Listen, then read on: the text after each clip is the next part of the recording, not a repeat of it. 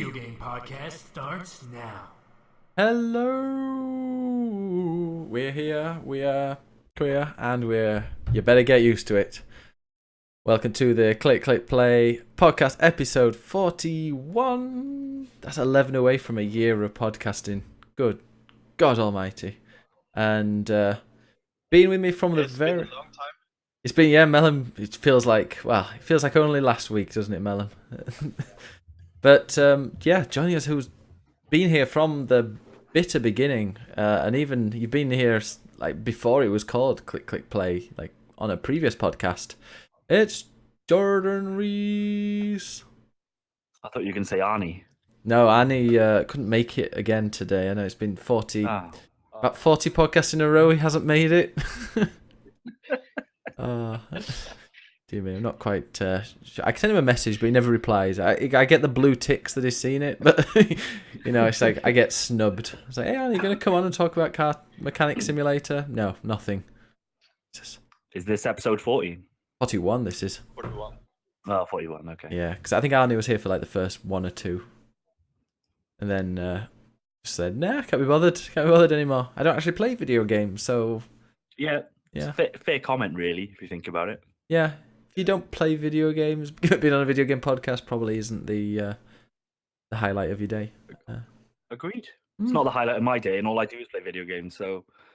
No, the highlight of my day today... Well, actually, I can't tell you one here. But, well, fucking hell. Speaking of early morning happiness, how is it over there, Andre? It's fantastic. I just got my toilet fixed. It was broken, and that was annoying. It was broken for one night, and Hey, you know, did you it get was a annoying. did you get a plumber over called Mario? No, I called my landlord over, and he fixed it. He put his name hand might down. Be Mario. You don't know his name? Actually, I don't know my landlord's name. No, his name is Junior. I mean, that's what we all call him. That's so American. Yeah. Oh, what's it? Yeah, he like yesterday. I tried to flush the toilet and the handle broke, and then I opened the toilet because I can fix that kind of dumb shit. And I realized like the handle is like very unique. Like they don't sell that handle anywhere. And then I went to Home Depot, couldn't find that piece. And then I went online and I can't even find the name for it. I know so much about toilets right now that like it's useless knowledge that's gonna be forever in my brain. Like the little handle thing that you use to flush, it's called the trip lever. Never knew that. Now I do. Now I know there's several different kinds of trip levers that you can buy for several different kinds of toilets. I now know way too much and I don't want to. It was so annoying. And then all I had to do was call my landlord. He came over and like, yeah, I got the piece. And he fixes it. Amazing. How much do like apartments cost over there in New York? I pay $2,300. We pay like dollars? No, $2,300 for this apartment. Yeah. What? Oh yeah. I mean, I live in New York. It's the most expensive place to live. Know that I don't have a car. I don't have I don't have to pay for gas. I don't have a. So like, Jeez. I live in the Republic of Catalonia in Barcelona, and I pay €900 per month. Yeah, but see, you'd have to live in Barcelona, and nobody really wants that. No, That's fair. much prefer to live in. No, actually, Murica. How many bedrooms is yours? 2-bedroom. It's 2-bedroom, 1 bath.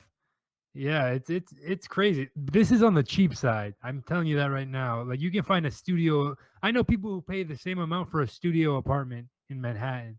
I can never do that. And it's the price is probably going up next year because this neighborhood I'm in is starting to get a little better as they try to gentrify it, I guess would be the word. I mean, I hope they do that to this area that I'm living in right now. Get a few dodgy people at night. They found They're just gonna carpet bomb your area, Sam. yeah. They're just gonna steamroll that entire fucking city, so don't worry about that. Oh, again. Yeah, I saw that our president, or the one who was the sacked president, got arrested today. Has handed himself into police, along with most of the government has been put in prison.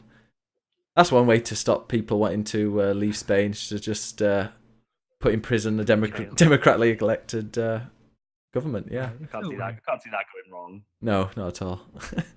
But the thing is, waiting for the Third World War now. yeah, because that's what happens: Spanish Civil War and then a World War. But now, one thing that's going to be interesting. Well, I think they're going to have new elections in December, and I think that the independence people are going to lose the majority, so it'll just go back to normality. I think. I hope. I'm praying. Yeah, speaking of normality and nice places to live, live from Norway, it's Mellum. Yay! It's nothing new here, actually. Did you just cheer yourself there?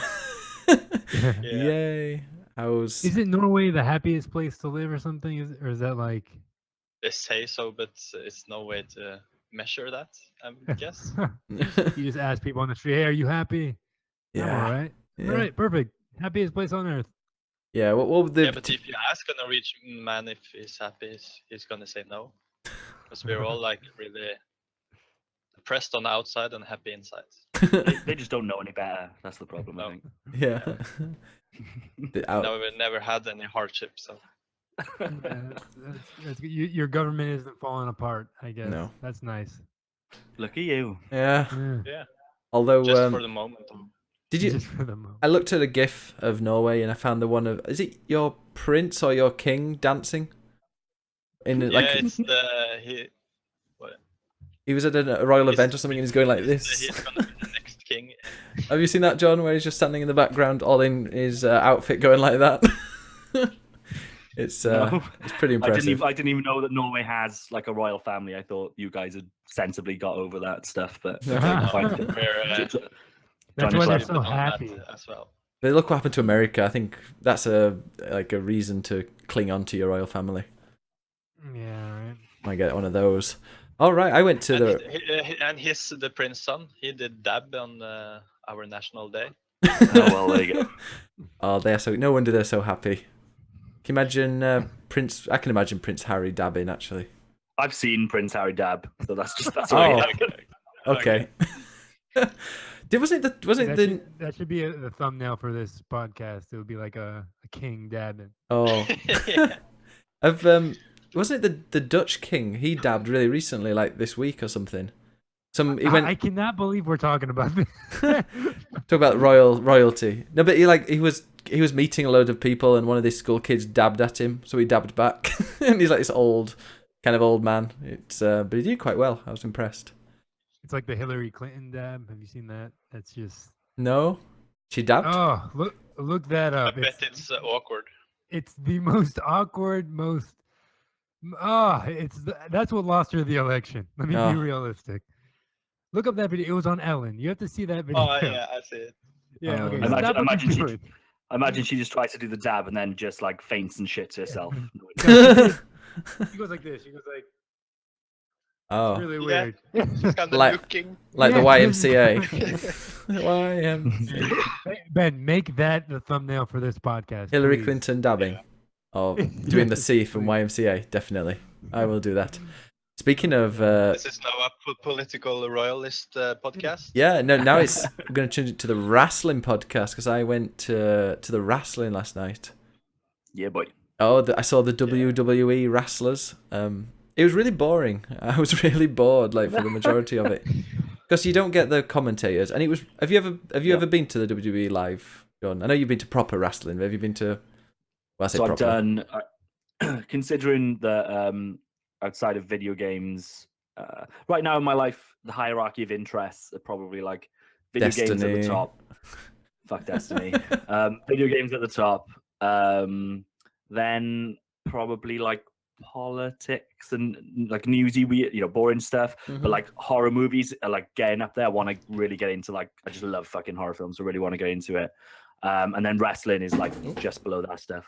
It would be higher, but it's been so bad for the last like 15 years that it's you struggle. But they still get my £10 a month. And to answer your question, I've been to one live show in Cardiff, which is for people that aren't sad enough to know anything about wrestling. Like the live shows are just not on television. Generally, like kind of the B sides that you don't get all the big guys there, but you might get some like weird matches. So I've been to that. That was okay. Didn't it feel really? did it feel really cheap to you? Like the screen was tiny. Half of the music just turned off when like Dolph Ziggler came in. Halfway through, the screen went off and his music went off, and he just had to walk the rest of the. No, that's his gimmick now. That's what he's doing. Oh, because yeah. I'm not even joking. Like that is his. Really? He's doing. I've not got a gimmick. Oh, but no, he did it for a few of the other ones as well. Like Jinder Mahal came out with no screen on, and he's not doing that gimmick. So yeah, no. And I've been to like a televised Raw event in the O2 as well, which was really good actually. Like when you watch that stuff week on week for 30 years, I was going to say 20, but I'm 30 now. I've been watching it for like 30 years. It's kind of weird to go to your first event, which is actually part of that canon. If that makes sense. Like it's been weekly for basically the entire time I've been alive, and then I just found myself like in the epicenter of one little piece of that. But it's pretty shit. Triple H wasn't there. I'm yet to see Triple H with my own eyes, and to make things worse, he's in Cardiff tonight, and I couldn't get a ticket. Wow, and obviously you didn't want to because you got the podcast. Ben, if I had to choose between you and Triple H, I can promise you Triple H would win every time. Oh no, that hurts. Yeah, it was good. I saw the most entertaining. Like it was one of those things where like, hey, let's get some random 3 like a triple threat tag team match and a 4-on-3 women's match. And the women's match, got to say, was the best of the night. They've got character and they've got they're actually interesting people, unlike most of the male wrestlers. Although Kevin Owens was hilarious, he was really really good. Women's wrestling in WWE specifically now, and that's I don't follow like the independent stuff and all the other factions. I think if WWE got to the point where I didn't want to watch it anymore, that'd be me and wrestling done. I refuse to, like, loads of people say to me, watch the Japanese stuff, and I'm just like, no. If I'm invested in WWE, I care about Vince McMahon, I care about Triple H. If it goes so bad that I can't watch that anymore, that's me and wrestling gone forever. I've only ever seen 2 live wrestling shows in my entire life. One when I was 12 years old, and then the one last night. And the one when I was 12 years old, it was this independent little thing in Doncaster. And guess what the main match was? Sandman against AJ Styles, and AJ Styles was there last night as well. Christ. AJ Styles, like pretty much known as probably the best wrestler in the world right now. Yeah, and I actually met him. I did have a photo with him when I was 12, but I can't find it anymore. I found some random ones, like the Blue Meanie. I did that exact same thing. So I saw, I didn't include it obviously in my list of wrestling events. That's how bad it was. I went to like a leisure center. I was probably about 12, and I was expecting like, WWF type stuff, and it was they were selling like WWF posters and t-shirts and things, but the wrestlers, it was in a leisure center in Llantrisant, and it was not Monday Night Raw, I can tell you that much. No, Sandman, I think he was either drunk or is he still alive, Sandman? Because he's like living on the edge. But yeah, he's an alcoholic, I believe. Okay, yeah, it didn't surprise me. Yeah, of course it is. So well, what about you, Melon? What have you been up to this week? Doing any wrestling? Nothing much. No wrestling. No. I've been sick for a couple of days, so I've just been chilling. Oh yeah, you've been playing. You've had sick. Just as Wolfenstein. Just as you got Wolfenstein. Wolfenstein, so I had to be sick. Yeah, good excuse. I mean, before we go on to the games, Andre, what are you? Oh, yeah, that was it. Your broken toilet story. Wait, what? No, I was about to say you done anything this week, but no, just broken toilet. No. I just found out I just passed 1,600 subscribers on YouTube. Yay! All of a sudden, it's weird. I grew 100 subscribers in the past 3 days. Wow. I don't know why that happened. That's probably very strange. This is podcast. It's hitting off, Guys, if you want to follow, because we have quite a lot of viewers in the chat, we got a host from the Norwegian Thunder Boys of 200 and something viewers. Oh. The Norwegian Thunder Boys. Yeah. Hey. What's that, like a gay gang or something? It sounds like a. Like hey, a now we can't really insult them. Porn. Jeez. That's not an insult. Yeah. That's true. Part of a gay gang. Why do you mean it's insult, Ben? No, that's true. Yeah, Ben. What are you talking Fucking about? homophobe. Oh no, shitting hell. They're proud. They're proud gay men. It's awesome. Yeah. They are married. Well, they have children. Well, I suppose Elton John has a child, doesn't he? So no, but they. Gay people are have kids now. Yeah. Wow, Ben. That's why Spain or Barcelona is falling apart. People like you. Oh my god. But anyway, yeah, they This gave is a big host. And speaking of which, I'm going to Oslo in a month to meet them. Yeah, So it is a gay gang. It's not, but confirmed. gonna meet. You're gonna meet the Thunder Boys. I That's am. awesome. That's hot. Somebody that used to frequent my chat said they sounded like a bunch of strippers, which I thought was Yeah. Sounds like a bunch of like Magic Mike guys. yeah. Several of them have yes. It's shaded in the chat says several of them have wives and kids. Mm. Yeah, So did Elton John. So and two of them are brothers as well. So Elton John's gay. yes, Yes, very No. much so. yeah, more than other people. He is. But yeah, so as I was saying, we've got loads of people. Follow Andre if you like. I'm a Make Movies on YouTube, and so you got 1,800 subscribers. I know. I got 1,600. Oh, because I'm on 1,352 followers on God, Twitch. You can't beat me. I'll get so mad. I just need to keep making these ASMR videos people like. It's weird. How long have you been on YouTube? I don't want to talk about it. Let me check. I've been on YouTube for six years. 6 years Wow. on YouTube. I started on Jesus Twitch in Christ. January. Hey, Ah. fuck you, man. You need to move on. You need to go, follow the kids and go onto Twitch. That sounds wrong. I will. I'm gonna make this announcement now, guys. I will never do anything on Twitch. Wait, do you know where this is? You're doing it now. Oh shit! Brilliant. If I'm ever on Twitch, it's always gonna be like a podcast style thing like this, or I'll guest on somebody else's thing. I don't have the. First off, I don't have the computer ability to do that shit. You got a And Mac. secondly, I don't have the interest. Like I can't play. Like when I play video games, I like to do it in my bed, by myself, or on my couch, shirtless, looking disgusting, eating. Nobody wants that. There's no In market baby for oil. people like me, and I'm not attractive like Ben. I'm Well, like really? I have a beard, and my skin is all dry, You don't have a mustache like Melon.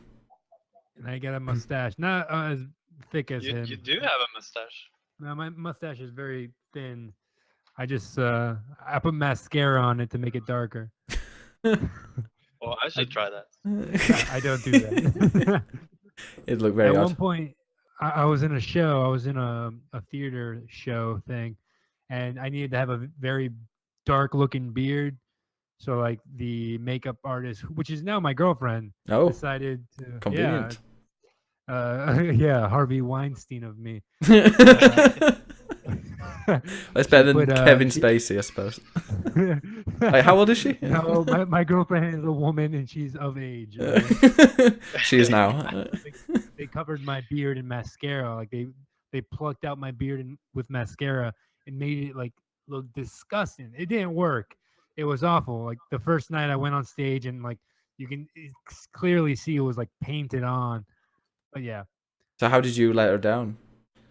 I told her, hey, listen. Look at this. What are you doing? Look at this shit. But yeah, Okay, should we talk about video games? let's talk about video games. Talk about video games. the biggest release. Time to play the Medal of game. Honor. It's all about the game and how you play it. All about control. And if you can take it, all about your debt. And if you can pay it, it's all about pay. And who's gonna make it? What games are you playing, you complete bastards, you?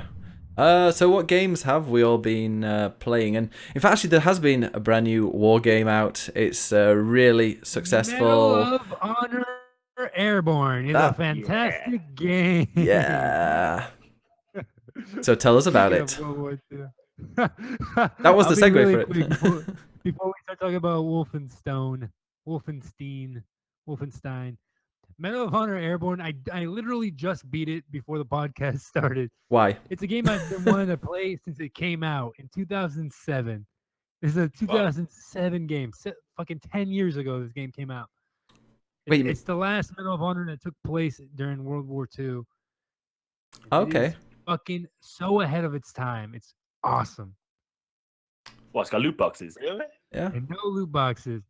Did you have The a only working problem with that lobby? game- so- No good so- game then. Good game. There's a bunch of microtransactions though, so that's Ooh. good. Oh, nice. Nice. But what's it called? It, Cosmetic skins? I don't know why more games don't do it like this. Well, you start off as like a soldier in the plane. Each mission starts off in a plane, and you jump off into an open map, and you can land anywhere on the map. And the game starts. There's a bunch of objectives on this small map, and you just run to them and you do them in whatever order you want. And then like near the end of each mission, it becomes like more linear.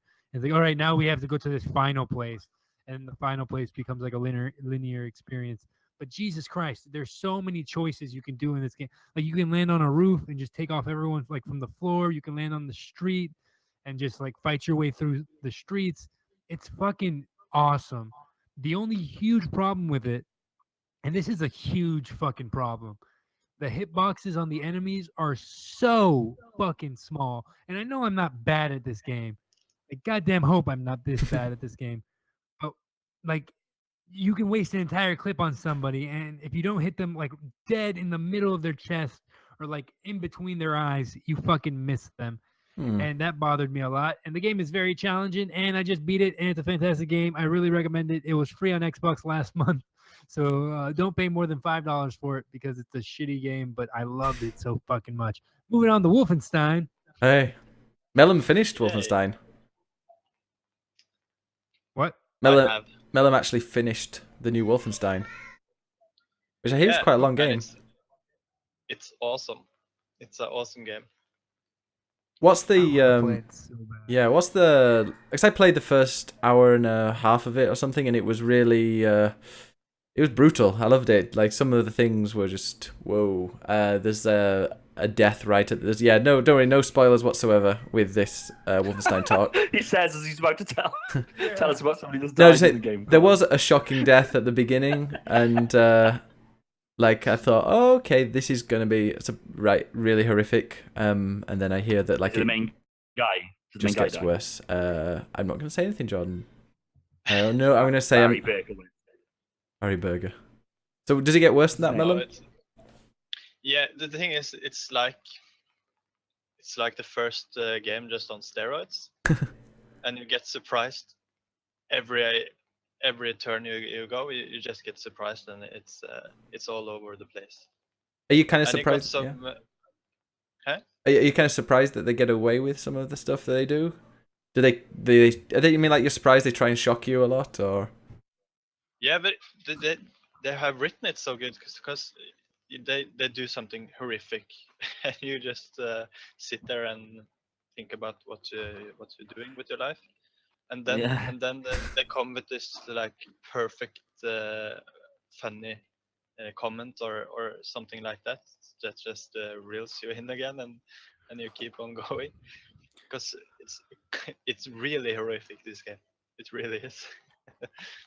Much more than the first one. I just keep on hearing this game's so shocking, and it's really frustrating me that I haven't played it. Is there anything like early on that you can? Is it like one thing that happens in this game that is kind of making people talk about it in this way, or is it multiple things? Are you able to give me some kind of? Because the first game you had that one where you did the thing with the head, and it Thing with was the really head. brutal. What did I do with the head? Did I chop it off and like use it to open a door or something? No, you smashed the head. You remember? Not really. Okay. But that doesn't sound that crazy. Like I feel like we do that in games a lot. But that's in the first game. It was like one or two of those gross things. But in this game, it's like everywhere. Yeah, I'm not going to spoil it because I won't name any characters, but at one point somebody is beheaded. Then one person then grabs the head, shoves it into the groin area of a rather fat lady. It says, "Oh, you like that? You like that?" And then a giant guy who with loads of armor stomps on the head until it's just a messy bit of goo. And apparently that's not the most shocking. That's just like the opening 30 minutes. That isn't the most shocking moment. That's So There's That's more not than the that, most yeah. shocking one. No. Okay. So, and the shocking stuff, is it quite like sober as well? Is it quite sad, or is it just gore? Because I know this No, this game kind of has some like political leanings, and I'm guessing that it, as much as it's a fucking crazy technical punk slant on World War II, I'm guessing that it's it pays some reverence to the dead and things like that. So are the shocking moments kind of the political bits, or is it just the kind of gore stuff that we're used to from the studio? kind of gore, but some Okay. political stuff as well. But the political stuff actually goes both ways in this game, because they have a character. I won't say anything from what she is or anything that will spoil, but she has trouble with herself because she has been a Nazi, and Okay. she's being bullied for having Nazi, and I'm being really fat, which is great. I don't know. I like fat jokes. They're always yeah, really yeah, funny. that's and no, but it's more than dynamic and Yeah. I've heard other people Is it- review it and like say when like certain things happen that kind of mirror kind of real life, or a lot of the time they go, "Oh, are they going to go there? Are they going to? Oh, yep, they're going there," and it's apparently like they pull no punches. It's just they'll go straight for it. How much of the game do you spend like not in combat? Because I know with the first one you had like the home base. Do you have like a similar thing with this where you get to kind of speak with the team and whatever else? Yeah. yeah, between Okay. every mission you get to do Okay. that. And there's like a hub, isn't lot. there? Isn't there like a hub with side quests and places you can go? It's not really a linear, so linear like that. And I'm now that I'm done with the game, I can Okay. do a lot of side quests and Oh, okay. Like after like end game upgrade stuff. myself for the DLC. Yeah. In a lot of the kind of previews, they showed like an American town which had like the KKK and the Nazis and like the ice cream parlor scene. Is there? I don't know whether you were actually playing as the main guy in that video. Is there much of that where you get to kind of explore this kind of vision of America, or is that just kind of a cutscene deal? It actually isn't too much of that. Or Okay. it's too little, I would say. Yeah, I like the look of that. That looks really Yeah. it looks really kind of American dream picture perfect, but then really fucking tense at the same time because there's just like Yeah. Nazis walking around and fucking KKK people. And the And I KKK, don't know like, why, but I actually almost forgot that at Yeah, the end of the game. isn't it true that the KKK are like mainly in the side quest rather than the main game? Like you don't see them that often. Yeah, they're not that much in the game. It's more like that the KKK has Join Like the a- Nazis and yeah, and it's like a big political stance now in America. Everybody is Yeah. following them. like if you're a KKK member and the Nazis invade, you might as well just fucking take the cloak off and just join the Nazis. Exactly. Really, like the Nazis are doing Yeah. everything you want and more.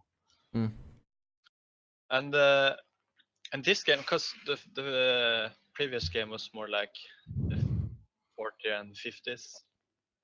Mm. This is like 70s and 80s, so it's kind of cool. Oh, so is that far removed from the Customs and first? Like, there's like a couple of No, decades. no, but just how it looks, because it isn't our timeline, so you can't compare. But Right. because it's You get any robot Nazi fictional dogs? timeline, but it looks like ours, 80s and 70s, Okay. Are there Nazi dogs? with With robots? Brotherhood and everything. Are there any robot Nazi dogs? Of course. Oh, good. There's gotta be. Yeah, I haven't seen any Yeah. yet. I love the beginning of the game. You get to play in a wheelchair. You're just wheeling around and going up conveyor belts and stuff. It's great fun. I really want to play it. Like, I'm not gonna pay. I'm trying to be disciplined and not like pay full price for a game. Like, I enjoyed the first one, but it's not something that's really at my street, and I'd much rather just kind of get it on discount and then kind of. Is it like 20 hours long though? That's what I've heard. So is that? I finished it in. No, it's not 20 hours. But I 15? used a couple of days. I got, yeah, maybe if you're Yeah. I think I used 13, 14, 15, yeah, something I think the ideal for me with that would be like 8 hours. I struggle with these kind of linear, and it sounds like maybe it's not as linear as the last one, but I struggle with these linear first-person shooters. Once they go over like that 10-hour mark, I'm kind of like, oh, I just want to I see that want. story. I wanted to Yeah, ask, but like, is it? Have you played Titanfall 2? Yeah.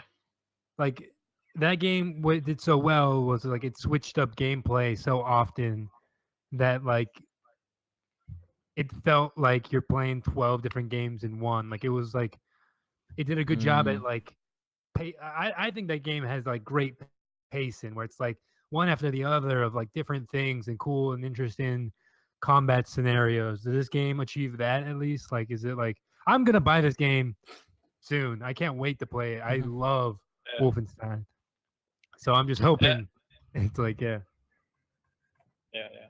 No, I almost just want never to watch played like a the YouTube single video. player for Titanfall, so I don't know how You it also- goes there. But You didn't play the single player? Oh. The pacing is really good because you get, I don't know, no, it's not a spoiler, and I'm not gonna say what it is, but you get 3 new perks in this game. Oh, So it's yeah. so you get another level of how to complete every stage. Oh, that's what I liked about But it's- Titanfall. Like you could, like every level, you got something new that you could play with, Yeah. and that was what kept it fresh It's for me. kind of late, but for me it's perfect because I was starting to get a little bored of the gameplay. Yeah. Then I got those, and it made me like it again. The If you, gameplay. if you can finish a game in a day, well, in like 2 days, it's gonna be gripping. I don't know. I'm somebody that kind of goes off games after a little bit, and if we're moving on, it's to Assassin's Creed Origins. I'm getting to the point where it's a brilliant game. I had no intention of buying it, but I heard John's passionate defense of it on the last week's show, and I thought I'm gonna have to get this. I got it, and I'm loving it. But I've played it so much, but it's starting to get a bit repetitive now. Mm. Are you finding that, John? Or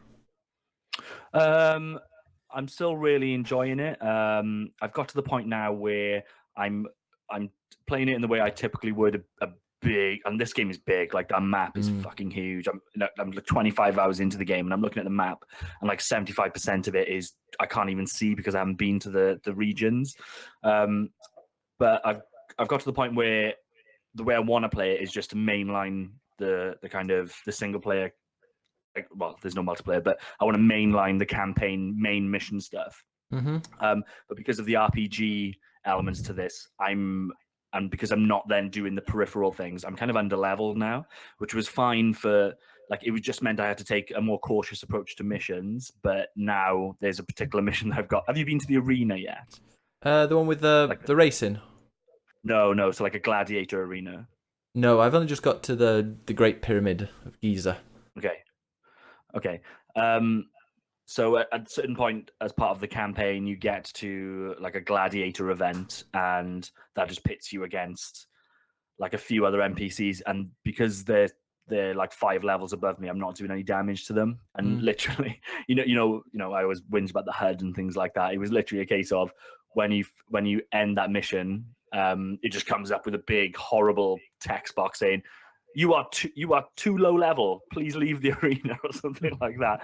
So it's like, okay, so my plan is now I'm just going to totally abandon the main quest, turn all the fucking horrible HUD off, and just go explore that world, just like open up all the map and just try to level up by like going into the different regions and doing. I don't like the side mission stuff, so I'm going to try and avoid that if I can. But I thought the side missions are really. I can get the XP. I thought side missions were really well done, like well written. I found them more interesting than the main scenario.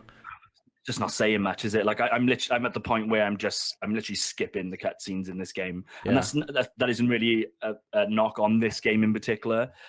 I would say probably the same for fucking all the way up to Witcher 3. Like these big open world games which have to feed you 100 or so missions. I'm so sick of the writing. I'm so sick of just traversing this really well realized world, and then you just come across this quirky NPC who's having a fucking whale of a time or doing something stupid, and then you have to help them when I'm supposed to be saving the world. I'm like, I want nothing to do with you. Fuck off. So yeah, that's what I am with it. But like that game. That world is incredible. The world design, I think, I'm not going to talk about this game for Game of the Year, but if we had like subcategories and one of them was from a technical perspective We or might for have. just Might art have some design, sub- then I think you'd have to talk about this game. Yeah, we could have some subcategories like mini ones, top 5 or Yeah. something. Yeah, we could do. Yeah. But this, like, yeah, I can't emphasize enough, and I think you've probably seen.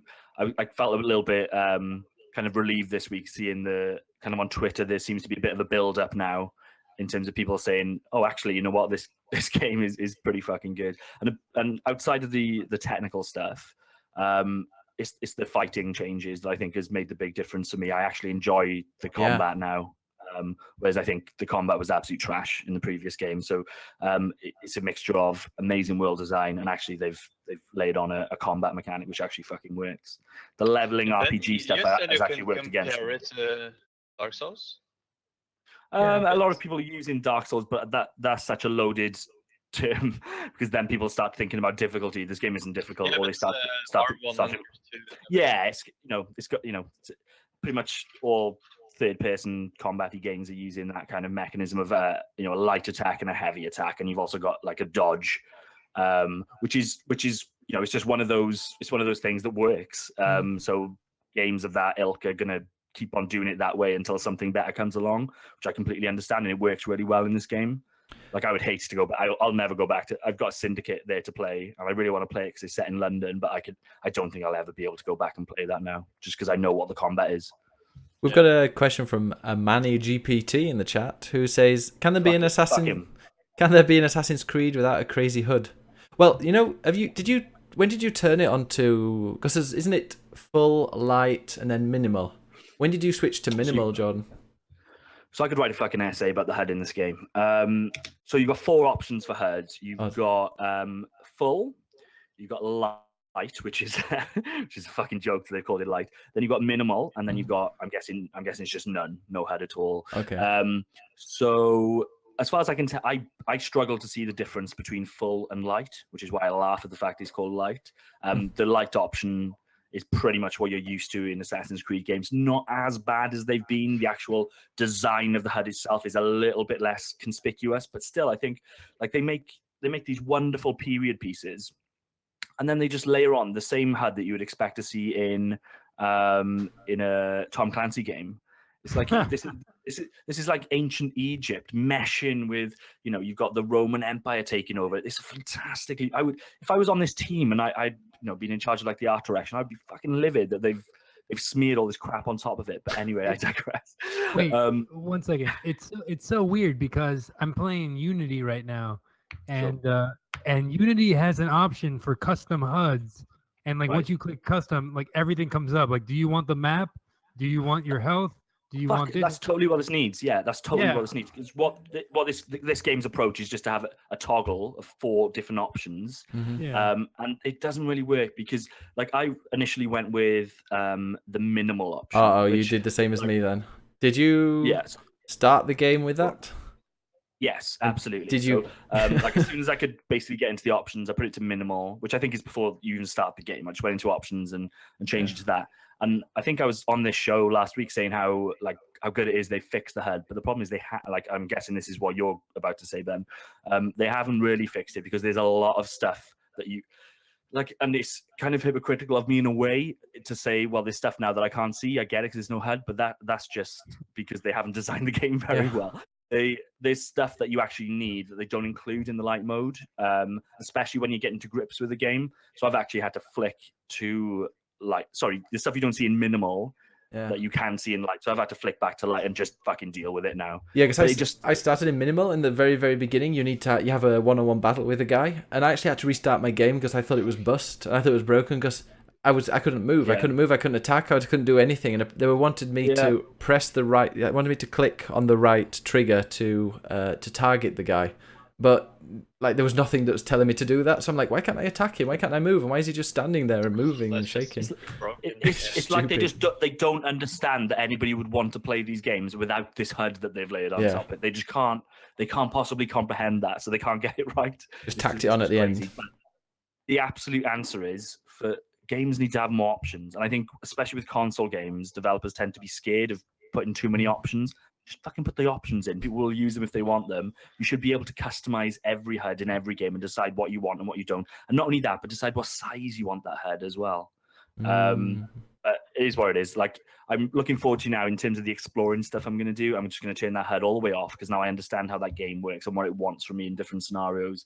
And I'm just going to enjoy that world. But it's just a shame that when you're trying to kind of progress in it, you pretty much have to have that HUD on, and it just encourages you to kind of just rush through the game and just fast travel everywhere, just because there's constantly something on your screen telling you, go here, do this. It's one of those games that in the top left, it'll always tell you what the mission is. Like, who makes these games that think that when you're playing something, you always want to have your actual like objective written on the screen all the time, instead of it kind of just fading in and out when you need it. But okay, I'm probably at risk of talking about this too much, but I'm passionate about it. Yeah, it's a big game. One of the big games. So, I mean, we've talked about Wolfenstein. We've talked about Assassin's Creed. I don't think anything else came out that day. Oh, Andre! Mario! Man, I just reached the credits of Mario, and I have to say fuck, man, that game is incredible. And have any of you beat it yet? No, I'm on the third or fourth world. I'm just about to go to the New York, the new Donk kind of place. Oh, okay. Like some of the levels in that game are insane. Especially, there's one level, I'm not gonna spoil when you get to it, but there's a level that looks like it's from Dark Souls. There is like, it blew my mind. Like, you land there and you walk out, and it looks like you took Mario and put him into Dark Souls 3. Like, what? Yeah, like you'll see it when you get there, because you have to go there at one point. But holy shit! And then there's a boss fight at the end that looks like a boss that you would fight at the end, like in Dark Souls, which is insane. Awesome. It's really cool. That game switches up so much. Like, that game is incredible. And now I beat it, and without spoilers, so much more to do. Without any spoilers, how good is this post game? Because I'm hearing loads of stuff about how amazing it is after you finish the game. It's incredible. Like, there's multiple worlds you can go to after you beat the game, like, that aren't unlocked until you beat it. So it's like, and like, you can go back and explore like the worlds you've already been to, and now there's more challenges. And assumably these additional worlds, they've got moons attached to them as well. Yeah, they do. Cool. And what will you get for? So, what other than filling the lists? What for like, say there's 2 worlds that you unlock in the end game. Why would I want to collect those moons outside of obviously just 100% in the game? Is there anything that it's giving you gradually? Because obviously during the normal progression, you're doing it to go to the next world, I guess. Yeah. Is there anything there other than just when you gather the, what's it called? I think you have to gather a certain amount, and then you will start unlocking these new worlds. So, I mean, I haven't reached the end of that list yet, because I just unlocked God damn it! I want to talk about like the last level, but I can't. Yeah, don't do that. Because it changes up gameplay in like a weird way that I fucking love. I thought where you fight Bowser at the end is incredible. It's so fucking cool looking, and like the mechanics switch up, the way your character controls switches up, and like that game. Like, I was in tears when it ended, because I was like, It was so cool. It was just like, I want to spoil it. I want to talk to you guys about it. Play that game, beat it. It's so much fun, like, going through. I loved it. We need to spoiler cast, don't we? Wolfenstein, Mario. From my perspective, like, I'm totally a convert to this game now. I'm not playing it in the same way as Assassin's Creed in terms of the amount of time that I'm putting into it, but I'm just loving picking it up in handheld mode and just doing a few moons, and like the way I look at it, whereas it felt a little bit daunting when I started, when I saw the amount of like moons on each level, especially that first one. Now I'm just getting enough moons to progress, and I'm progressing, so it doesn't get old for me. Like I said, I'm going to that city one next, which I'm really looking forward to, because obviously that's been part of the preview cycle for it, and it looks really interesting. I fought Bowser for the first time. Oh yeah. He was probably like, I found the bosses like ridiculously easy in this, which I totally get it. Like, it's not a game that's there to really push you in that way. But it was like I enjoyed fighting him because he was a little bit more complex and it changed it up a little bit. And just like it's getting me excited because I'm enjoying everything that I'm seeing. Nothing seems out of place in that game. It seems perfectly executed. And then I'm seeing the reaction of people as they start to finish it now. And I'm seeing pictures on Twitter of like a fucking volleyball game and a skipping rope game and like leaderboards and stuff like that. And I'm like, I just want to dig into all this stuff. It's interesting. I think don't know if it was anybody on here that said it or if it was another podcast I listened to where they were saying everything's there for a reason. If you see something, there's probably something there. Like I can't remember what it was, but I just saw like a slight crack and I was like, what's that? And I threw my hat at it and it turned out that there was a zip there and I ended up opening this, like the side of the cliff and going through there and finding a moon and then a big like bunch of coins. Oh, we've lost Andre. But I just really love like how whenever you see anything in that game, you're like, okay, yeah, it's there for a reason. And you can mess around and play around with it there for however long you want. Yeah, totally. Is Andre here? Because I want to talk to him about Mario. He's offline, it says. He's gone. Oh, Jesus Christ. That's annoying. Well, I'm really enjoying Mario anyway, and I probably won't... I don't know a lot. I can't really... Because this is the first kind of 3D Mario game that I've ever really put this amount of time into and looked to complete. I have no idea. Like, am I halfway through? Am I a quarter of a way through? I have no idea. Maybe Andre could tell me if he comes back online. You're further than me anyway. But it's just got that Nintendo magic. Like there's no waste to it. Like everything just is very purposeful. I don't know what it is in terms of the way they've made that game, and this is something I've heard about the 3D Mario game since Mario 64, and that's why people fucking love it so much. But just the way he moves, like and you can mess around with it. That he has to him, and how you're able to move through that world is just fucking awesome. And have you done the dive to get there a little bit extra distance and stuff like that? Yeah. Like there was one bit I had to climb on top of. I could see there was a moon on top of this. It was an underwater level where you go into a bubble, quite a small bubble, and I needed to get a moon that was on top of this statue inside the bubble. And I spent ages, and after about 5 minutes, I managed to fix it so I was jumping on my heart, and I was jumping, and I dived. I managed to get the moon. And then looked up, and there was an opening to the bubble above me, and I could have just gone outside, swum at the top, and gone straight down. But like it's just, and now I can, now I know how to move a bit. Hey, Andre's back. Hey, I'm back. Mario's awesome. I feel sorry for Mellum because he hasn't, you haven't got a Switch, have you, Mellum? So you just sit there, just while we'll talk about how amazing Mario is. Andre, so yeah, go on. What do you say, Mellum? Huh? What? Oh, I thought you said something. No, I just it's fun to hear. I just said. You have to put a donation. So if I'm going to New Donk City, like what? Because I was just saying while you were offline, I have no comprehension of how long a Mario game is supposed to be. So like if I'm just going to that city, in terms of hitting the end credits, where am I? Am I like halfway? Am I a third? What? You're halfway done. You're halfway. Cool.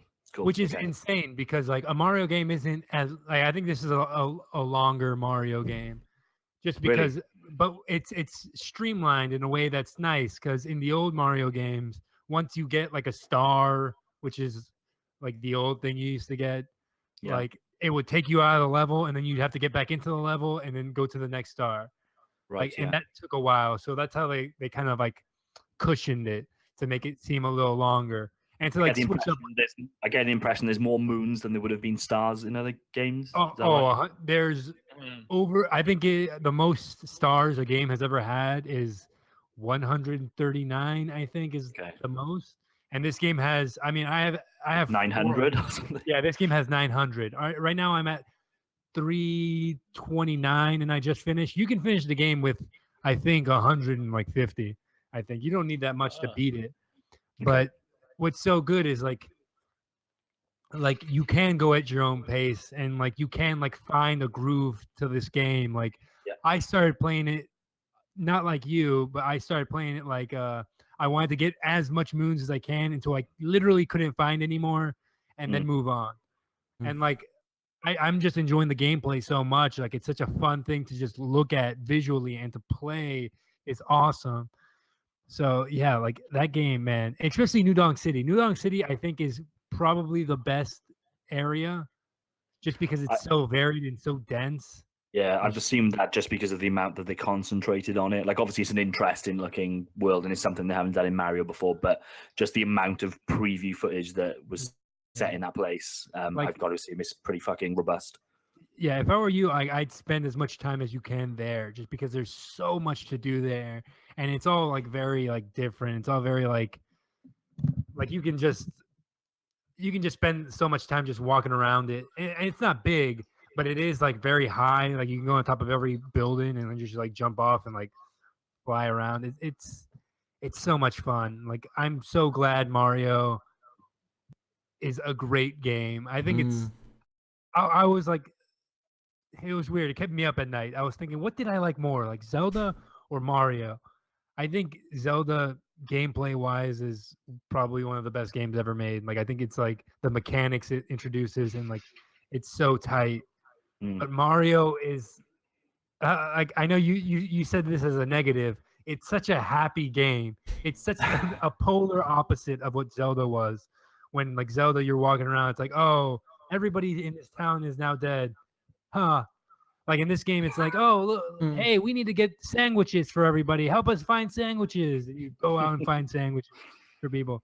Like it's so funny and it's so joyful that like at the end I cried a bit. Not cried, but like I was like, fuck, this is so beautiful, because you do something that I don't know why I didn't see it coming from like the beginning, but like I can't wait to talk to you guys about it when you beat it. But yeah. I'm going to knuckle down with it, and I'll definitely get through it in time for the next episode, and we can talk about it a bit more. Is that like it's quite difficult for me coming from somebody that like the only other Mario game that I've ever finished is the and this will be a deep cut, but 6 golden coins on Jesus Christ on Game Boy. I've never even finished Super Mario Brothers. Like obviously I've played Super Mario Brothers, but never finished Super Mario Brothers. So yeah, I never like, finished one. As somebody that's obviously invested in kind of Mario games throughout history, is there anything about this game that jars you, or do you think actually this isn't a good? I'm thinking, is there anything, because they're clearly going for this very accessible way to play Mario? Is there anything that's kind of taken too far? One of the things I thought about, and I'm gonna correct myself once I say it, is like I don't like that some of the moons are very like, hey, just walk over there and grab it. Like some moons are just there, and like it's not a challenge to get it. But I totally understand why that they did that. It's because like some children can't do the harder things, and they still want to progress. So like, why limit them to not being able to play the game when they can just, But don't even get me wrong. Like once you get to the Dark Souls level, it's like like I don't understand. Dark Souls level. I don't understand how a I want child to play this is gonna right do now. that. It's one of the smaller levels. Like I think there's only like I think at the end there's only like 10 moons there. Like it's a very small level.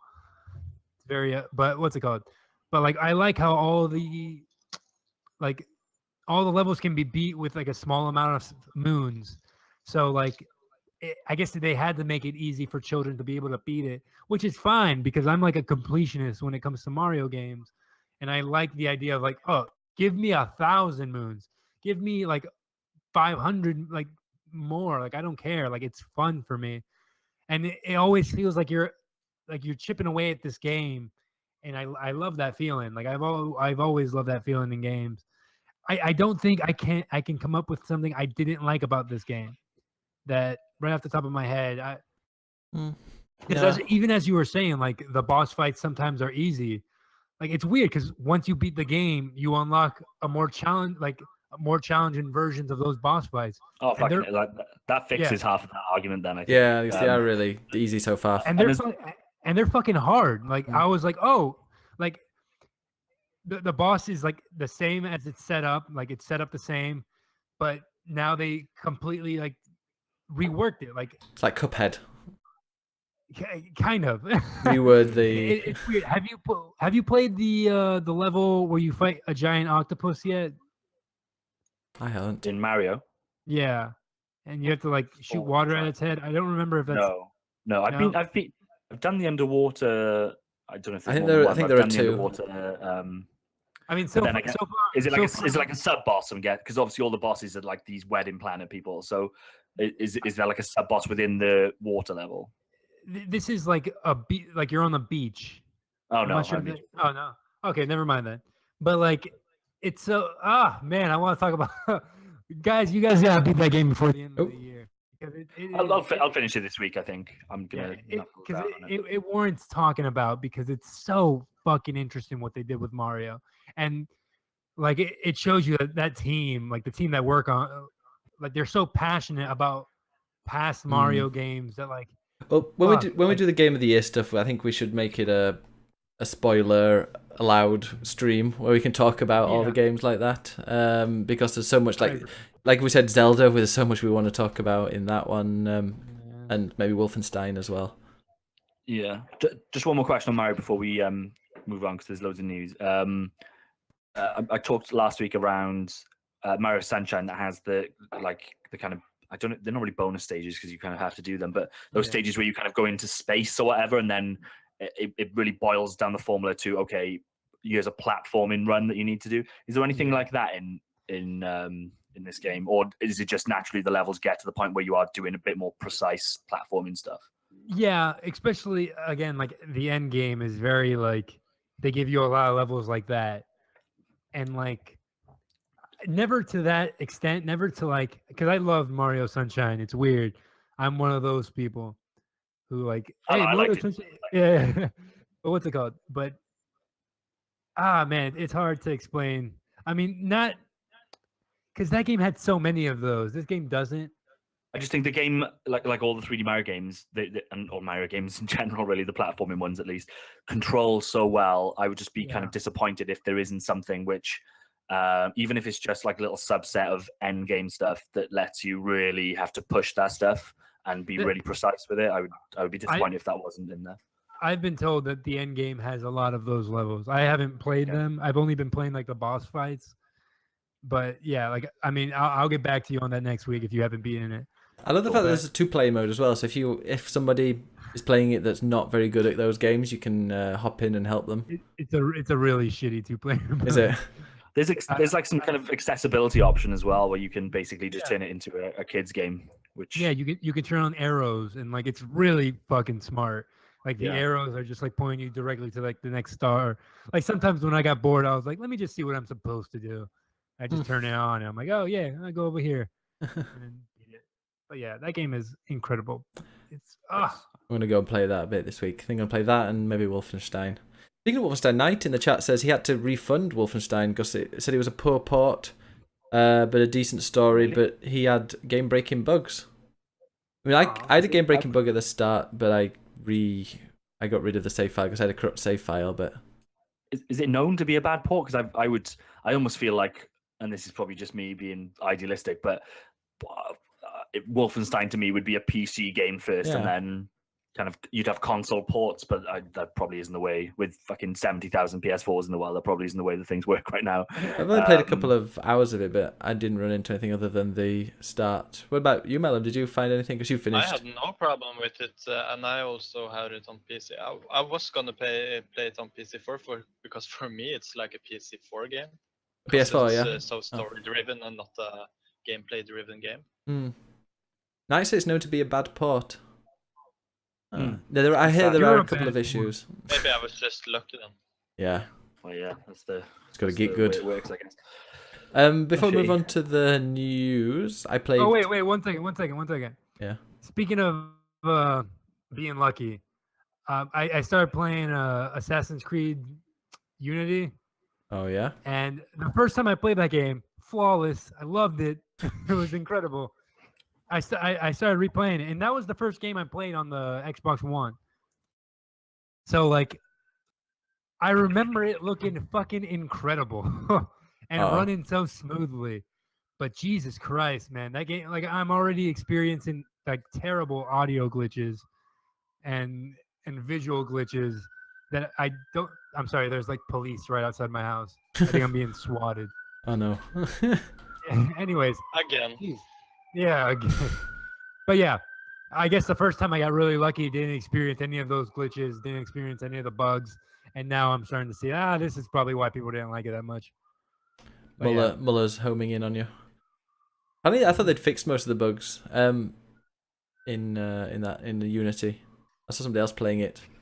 What about Call of Duty, Ben? Didn't you pick up Call of Duty? Okay, I bought Call of Duty. Got it delivered Amazon Prime. Arrived in 2 hours. Stuck it in. Wow.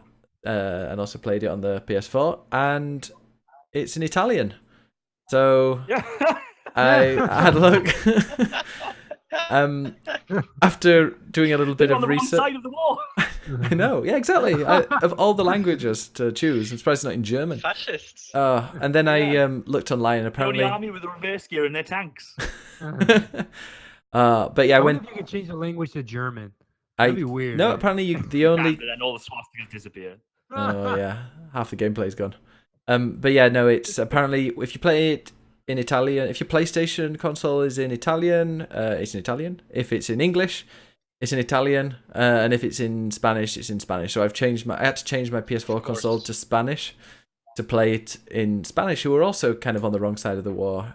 So it's quite interesting. I'm learning a bit of Spanish, a bit more Spanish, maybe some vocab that I don't really need to know, like infantry and stuff like that. But yeah, there's no English language pack. I mean, I know so many people who play video games in the original language. I mean, Japanese, I play with all the audio from. Oh, give me a little Catman sound clip you won't have heard. But yeah, it's really bizarre that it's there's no. This has happened with the last one as well, but there's no English language Why is it pack. the Italian version? You're in Spain. I think there must be a Mediterranean version that's gone out. I'm guessing there's loads of audio So and that's they like just a don't like packing it. regional thing. Okay. Yeah, it's. Can you put English subtitles on? Nope, nothing. Jesus It's Christ. all in Spanish or Italian if I want it. So that's really Spitting annoying. in the face of Winston Churchill. What the fuck? But then I haven't played the campaign yet, but I played some multiplayer, and when I've managed to get into a match, it's great. But when you finish a match, you just hang around in a lobby for 10, 15 minutes until there'll be 11 people in the lobby, and you're like, yeah, great, just one more person, then we can start. And it goes to 8, and then 4, and then you're the only person in the lobby, and it's like, what's going on? It's a brand new game. People buy Call of Duty for the they buy it for the online stuff. Like I know so many people who don't even touch the campaign. I just want to play an online and loot boxes. Fuck that. Is the campaign dubbed? Yeah, the campaign's all in Spanish as well. Every single bit of this game is in Spanish. In fact, That's so fucking if you look strange. on the screen right now, it says at the bottom, completamente en castellano. So the whole game is completely in Spanish or Italian if you want it. Fucking funny. You're an idiot. Oh, So, I guess I would not have read that, and I probably would have bought that too. I was just going, yeah. well, actually, I bought it, and then I thought, you know what? I'll look at the reviews, and then everyone in the reviews is like, "My game's in Italian. My game's in Italian." But because I bought it on Amazon Prime, I couldn't cancel it because they were pretty much on their way over. So I thought, If you bought it digitally, it'd work as I guess you use the UK store. So Yeah. that would then be the proper version. Okay. That's yeah, but unfortunate. I don't mind. It's Call of Duty, isn't it? You know, shoot, aim, or aim and shoot. Oh no, for me, it's just kind of shoot and hope for the best. yeah. yeah. It plays really well. It looks amazing. I'm actually getting a few kills. So I'm guessing some of the 13, 14-year-olds that play this game won't be getting it till Christmas. But I'm enjoying They're it. just waiting for their allowance so they can buy the game. Then. Yeah, that's true. But because it's World War II and the guns are World War II, it's a little bit they're a bit slower. It's not kind of all about lightning fast reactions. So I'm actually all right at it a little. I've not come last yet on my team. How much you want to bet there's a level where you have to take out the AA guns? Yeah. I played Medal of Honor, and that was literally every level. I guess it makes sense. You're the airborne. But it's Yeah. like, we need to take out those AA guns. I'm like, Jesus, I feel like I've heard that. And I feel like that's all they did during World War II. I need to stop before I offend somebody. I know we have a big veteran fan base.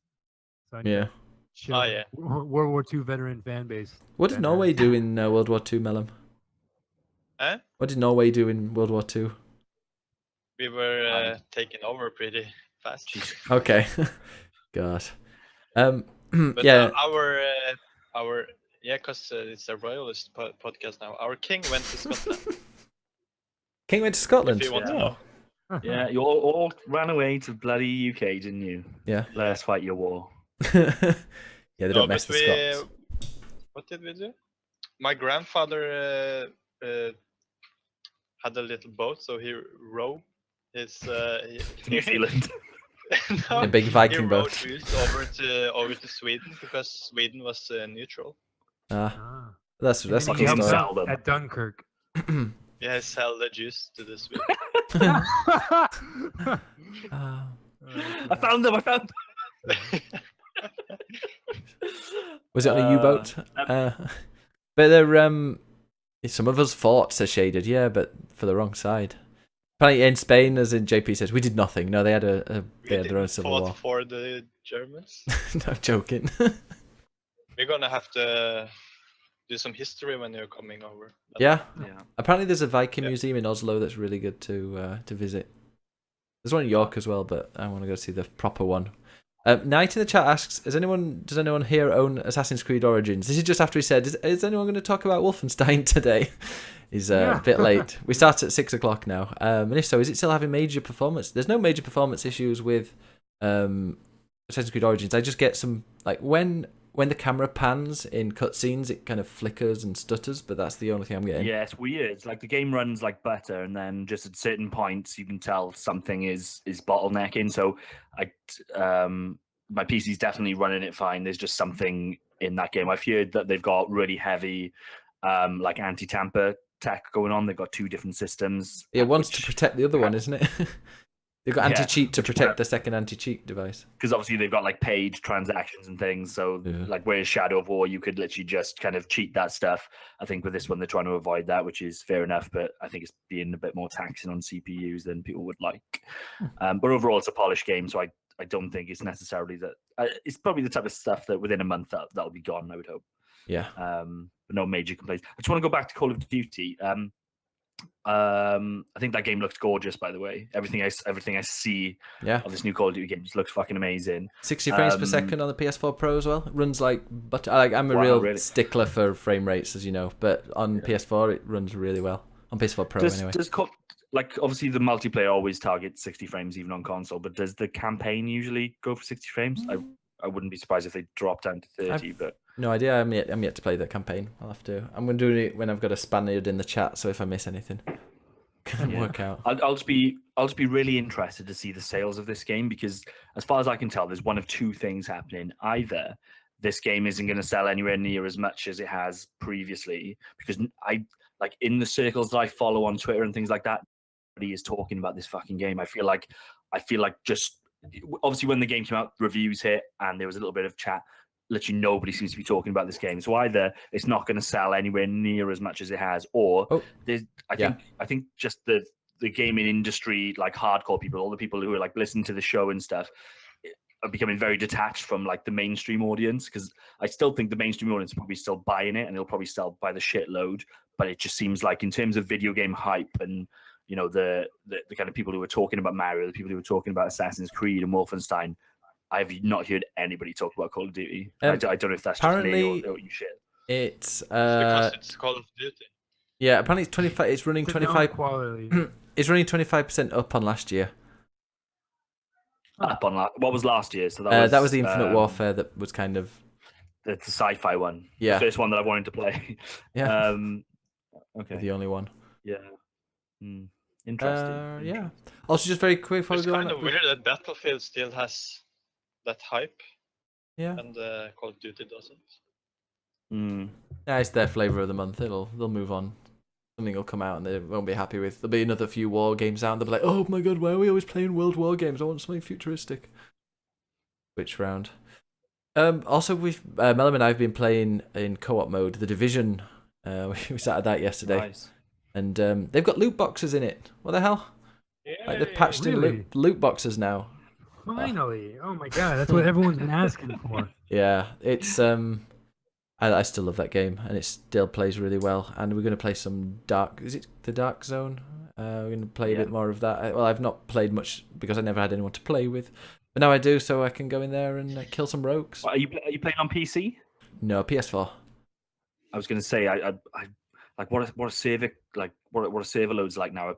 people actually still playing that game, especially on PC? Or Yeah, and it's quite a big community on Twitch as well. Quite a few people came into the chat yesterday. Was like, "Hey, playing this," and a lot of them are playing it on PC. But if they've got loot boxes, they've got all their full all their expansion packs out, and I heard the third one's really good. It's like Battle Royale, I think. So there's a lot of games, isn't there? So I'm just, especially on PC, I'm just worried that I'm not sure. If I was to jump back in, there wouldn't be people playing it. But I even got bullied by some people in the hub yesterday, so it is some people still play it. Yeah, cool. Bullies, nice. Give it a go, and hopefully, I'm hoping they release a second one, because if they fix, well, it's not Bungie, so they're not going to do like Destiny 2 have done and said, hey, did you like that? Did you like being able to choose which PvP games you want to play? Well, we'll get rid of that. You know, they're actually hopefully who's the Division's Ubisoft, isn't it? So hopefully they'll actually listen and with what people want and do it, because they tend to do that. But we won't let them around. Well, I want them to do a Division 2 anyway, and learn from if they get the end game sorted for Division 2, like with a raid. An actual raid. I get the impression that they put a lot of resources into the Division and didn't necessarily get back what I think they wanted out of it. I think they were going for Destiny's crown, to be honest, with Division. Yeah. I don't know. Like maybe it's sold enough for them and they're happy with it. But that game has a level of polish and quality that I don't associate with Ubisoft games. So I'm skeptical that they'll pump out a second one of the same level. I don't know. Who knows? They're still working on it. They've released an 1.8 quite recently, and they call it Year 2. So this is the Year 2 stuff of Division. So it sounds like they're kind of wanting to make it feel like it's going on and on. And what do you think the Division 2 would be like? Do you think it's still going to be in New York or? You need. I don't know. Story. It'll be some fucking big city. Probably not New York because they've done it, but they need to just make the game the Dark Zone. Is what they need to do. They need to have that entire city. It just felt so weird in this kind of day and age when we're playing 100-player death matches in Player Unknown, and then within Divinity it's just okay. You go do the single player and you've got a co-op option, and then this tiny little section off part of the city. That's where the PvP stuff comes in. Divinity or Division? Sorry? You said you said Divinity. Oh, not Divinity. No, definitely not Divinity. We need to go back to that game. I do. I need to finish that. I'm thinking of in December having a couple of days where I just blast through as many games as I can. So I can actually talk about them in the game of the year. But yeah, the Division having a full Dark Zone with or a Battle Royale, last person standing in they've got such a great map there. It would be awesome. Yeah, have that mode, but like what I would be really interested in seeing, because the really cool thing about the Dark Zone is when you're kind of going about your business and then someone comes along and you're not quite sure if they're going to fuck you or not. Oh, yeah. What game are you playing? Sounds like my Saturday nights, man.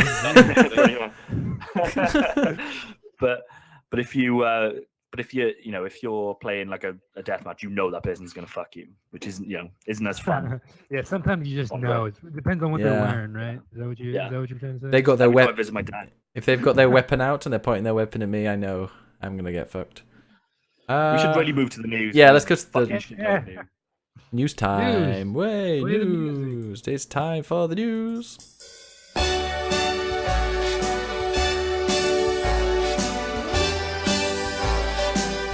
Start spreading the news. Click, click, click, click, play. It's time for the news. Click, click, click, play. Click, click, play. News. Jordan, you're the newsman. What's in the news? Well, Ben. Yeah. So we're gonna. In terms of the news today, we're gonna break down Paris Games Week first of all. We'll tackle the big stuff coming out of that event, which isn't as much as you'd think, because a lot of it was kind of like you already know about this game, but here's like a bit more of it, which isn't really news, I guess. So I've plucked out kind of the major points. What I'd say is Paris Games Week has been a classic example of the puritanical left destroying video games. Most of the commentary coming out of this show, which was a fucking awesome show that nobody really expected to be all that much. Like so many cool things coming out of this show. And what has been the commentary all week? Was it too violent? Should we have violence against women in video games?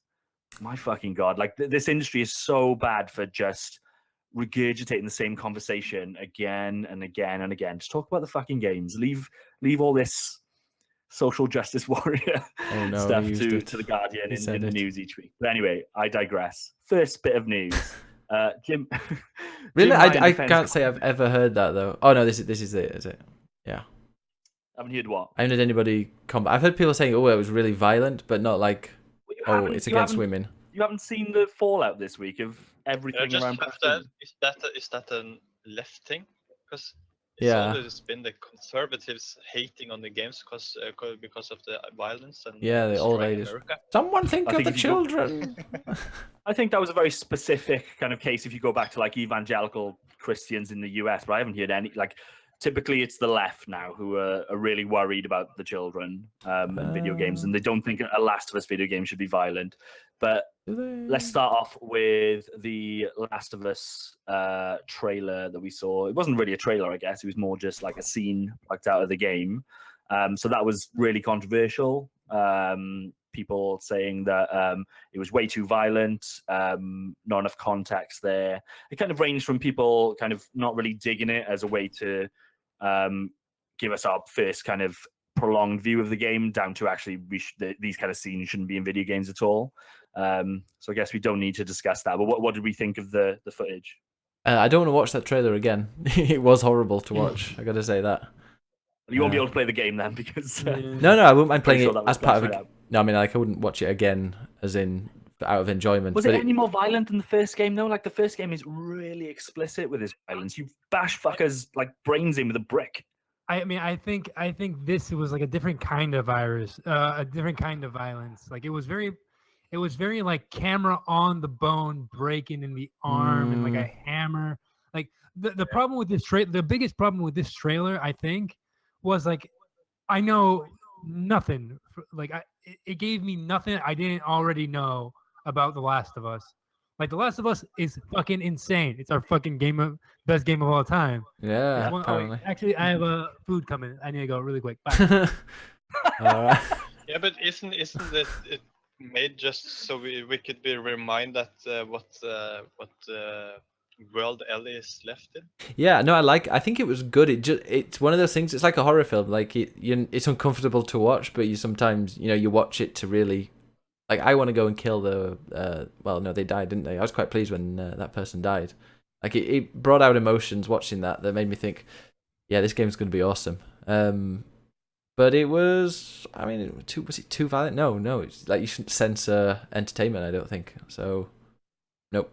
Like I'm not saying that it was the perfect trailer, and I think that if you're looking at what Naughty Dog does, I think we're probably hypercritical towards them because Last of Us has been so successful, Uncharted has been so successful, and everyone's anticipating the second game so much. It's the typical scenario where whoever's at the top is going to get the most stones thrown at them. So the fact that we're sitting here saying, "Oh well, it isn't the trailer that I would have done." Well, guess what? Neither were any of the other trailers that we saw, and loads of them are probably really shit. So what I would say is it is a little bit kind of weird that I don't think that's Ellie in that trailer. So all of those characters, we don't know who they are. No, that's what I saw from the complaints, where people saying, "Well, yeah, but it's The Last of Us, but I know you want to show some other characters, but that's not what Last of Us fans want. They want something. They want a bit of Ellie in there, or they want a bit of Joel. They added nothing to the story or anything that people were expecting. I don't think that's the thing that people would be upset. That was really cool. And we're gonna play with Ellie for the entire game. I hope so. I think one, they're world building. They probably want to think about The Last of Us outside of the relationship between Joel and Ellie, rightly or wrongly. Mm-hmm. And I don't know what the second point was going to be, but at least that one. Do we think the built girl is going to be Ellie's girlfriend? Potentially. Like, are we sure? It definitely wasn't Ellie, right? See, I thought it was I thought it was that time, but then someone said no, it wasn't. So. No, it wasn't. What was their evidence? There's speculations that it's her mom. Okay, maybe that she won't get in a relationship with her then. I think. I remember my second point. So, like, I think all of this, like, if you exclude the puritanical side of it, the people who are saying these violence shouldn't be in this trailers, which I take such an issue with. But if you exclude all that, and then it's just the kind of criticism around, well, not the way I would do it, Naughty Dog. Okay, fair enough, a bit pretentious, but like I think we should have fucking so much trust in Naughty Dog at this point. Oh yeah, I think we considering what do. they've delivered in the last 10 years, and for us to look at this one trailer that they've released and say, yeah, on the wrong road, son, on the wrong road, I just think is fucking ridiculous. Like, what other developer is doing any, like, Kojima's not even in the picture anymore, so you can't even bring him into this conversation. What other developer is doing anything like this to make video games the art form that it deserves to be? Nobody. Bungie. Yeah, but yeah, it's totally Bungie. Nintendo. Maybe Kojima Productions, maybe. Yeah, We don't know yet. Yeah. In a couple of years. But no, I've honestly, I frequent Reddit and Twitter a lot, and I've not seen anybody say that or like I've never come across anybody that said that this game's going to be bad because of that trailer. Kotaku. No, not necessarily Kotaku, that. yeah. I'm not saying that the game, not necessarily that the game's going to be bad because of it, but well, it depends which argument you're going with. So I've I think Kotaku did an article, probably Polygon did an article saying that violence shouldn't be used to sell video games. It's like, what fucking world have you lived in for the last 30 years? Like, films have done it forever. Video games are going to do it too. Probably the best trailer is like that Dead Island trailer, where it's like a little girl dying. Totally. Incredible trailer. Remember that cool statue that they did of a half-eaten bikini lady? That was really That was hot, yeah. But yeah, so anyway, the article that I've linked for this news thing is Jim Ryan, so big Sony bod, saying that this is a game made by adults to be played by adults. And I'll leave it at that because I think that's the perfect response. And we all know that a lot of people in the video game industry are not adults, so it's understandable that it's had so much flack, I guess. A lot of the adults don't behave like adults. Yeah, but I'm with you on that one. Good. Next bit of news: Spelunky 2.